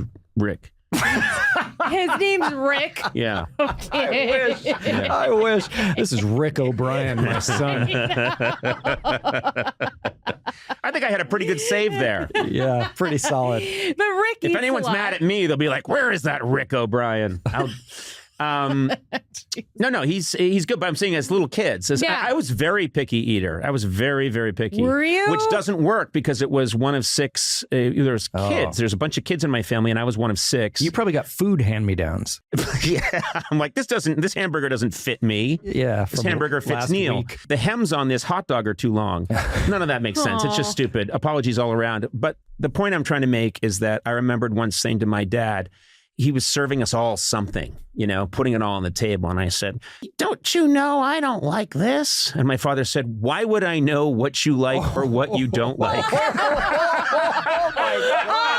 And you know what? Oh my God. He said, "Why would I know what you like or what you don't like?" And look, I'm not putting my dad down because I actually think he has a point. And then he went on to call you Rick. Yeah. Listen here, Rick. You're going to shut up. And you're going to eat that marshmallow and potato sandwich. In an increasingly competitive job market, it's important to make sure your brand stands out from the crowd. That is important, Sona. Yeah, that's Whether what you're selling say. vegan cupcakes from your kitchen or marketing your wedding photography business. I'm just making these up. Yeah, I can tell. Squarespace helps you create a modern platform through engaging and aesthetically pleasing online presence. That's important. If things look nice, people will buy. With member areas, you can unlock a new revenue stream for your business and free up time in your schedule by selling access to gated content like videos, online courses, or newsletters. Newsletters. Yeah. Stand out in any inbox with email with Squarespace email campaigns. Collect email subscribers and convert them into loyal customers. Social. Display posts from your social profiles on your website. Analytics, you want to hear more? I'll give you some. Use insights to grow your business. Learn where your site visits and sales are coming from and analyze which channels are most effective. Good heavens and Lord above. Head to squarespace.com/Conan for a free trial. When you're ready to launch, use offer code Conan to save 10% off your first purchase of a website or domain. I appreciate the honesty because I think maybe my dad was that way, but also would never have admitted it. No. This was a rare moment of candor from my father, and he was kind of just saying, there's 6 kids. There's a bunch of animals running around the house, like pets, dogs, cats. My brother Luke had parakeets. Your grandmother lives with us. And your both parents work full time. And then suddenly this kid with an orange bowl haircut is saying, don't you know this isn't my favorite repast? And my father saying, what? I barely know who you are. Shut up, open your gob and shove it in. But what were you thinking? He would just go make you a special meal that was different from everyone else's? I think for a second, I just, whatever was put in front of me was like, no, don't you know I don't eat swordfish? Don't you know? And this was the 70s. Yeah. Nixon was resigning. It was a tough time. What does signing that up to changed do with people's appetites across the nation. Oh, okay. Yeah. I think we were all just on edge about inflation and what's Ford going to do and what's this new show, Saturday Night Live? Uh-oh, Chevy Chase left. Will the show ever continue? And that was the mood of the times. And then here I am saying, I'm not sure this fish is my favorite. Father, hello. Ding, ding, ding, ding, ding. I had a spoon and I was banging it on a cup. It said, it said Nixon in 74. And I'm like, ding, ding, ding, ding, ding, father. Oh, God, it's probably real. This cod is not quite to my liking. I like it broiled, not fried. And he was like, what? Shut up.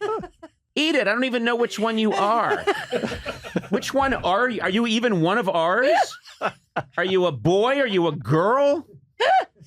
Are you one of the pets? He's asking all these questions out loud. He's asking them out loud.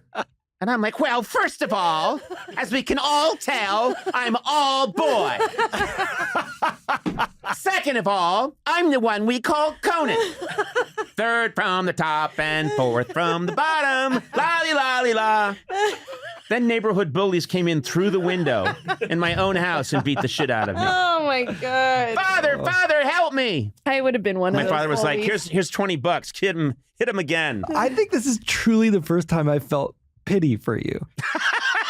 I actually feel for you. Really? Yeah. For that guy I just depicted? Yeah, because it felt real. It felt like, God, yeah, your dad didn't know what you did or didn't like. Come on. I felt pity for his dad. Yeah. And I do want to, I do love my dad, and he's a great dad, and is still to this day a great dad. But yeah, did he think constantly about what my desires were? No, because it was a different time. It was the Depression. No. Yeah. For me, the Depression includes part of my first 10 years of my life. Oh The Depression goes from 1929 to 1979 because it includes my depression as a child. Anyway, we got a lot to talk about. Oh, yes. God. Yeah. Yes. We'll pick up more on that. Father! I'd like Father, the toilet seat on the third floor is vinyl, and that's not how I like to ride. And you know that, Father. Your poor dad. Poor dad. When they make a movie out of this podcast, Tom Hanks will play you. Yeah. That's right. You're a hero. Hey, wasn't he nice on the podcast? Yes. The other day? Oh, Yeah. I love him so much. Isn't he the best? He's the nicest guy. And people always say that. I'm telling you, I've known him since 1988. And I've spent, when you add up all the time that I've been around him, I've only see him be a gracious, really nice, fascinating guy. very funny, very smart. Do you know that when you guys were talking about World War II, I would never do this. I would never interrupt, but I wanted to talk and just I love talking about that stuff, and I was just drooling while you guys were talking about that. Yeah. No, I'm glad you didn't jump in. No, I know you're glad. No, but you know what I mean. You know what I mean? Yeah, I would never. It's not. Yeah. I'm just saying, like, but I could have listened to you guys go on for hours about that. No, when two icons of film are talking, you don't. You just want to let them go. You're an icon of film? Yeah. I was cut out of the Coneheads movie. What were you? Conehead in the background. That's a true story. Seriously? Lauren Michaels. Did I was did out you here. remove you from Lauren the Michael. background? Lauren Michaels wanted. It was when he was talking to me about doing the late night show, and he wanted to have a meeting with me, and then he just was like, "Just I'll meet you at Paramount or whatever." And I went, "Okay." And I went to Paramount, and then he went, "Just listen, you're at Paramount anyway. Just be in the background of this Coneheads movie. We're making the Coneheads movie because the best time to make a movie about the Coneheads is 25 years after it's been a huge hit on television." But anyway, he said, "Just be in the background." And I went, "You don't say no to Lauren." And I went, "Okay." And then when you're done doing that, we'll talk. And so the next thing you know, I'm in a trailer and they're putting a big cone on my head. And then I walk out and those things are ridiculous. They're really heavy and you can't maneuver. And I'm tall anyway. I'm 6'4", but the cone made me about 7'4". Oh my God. 7'5". And then I was like, oh man, this is really painful. I'm just going to lie down. And this person with a headset and a clipboard said, "Don't lie down. You can't lie down.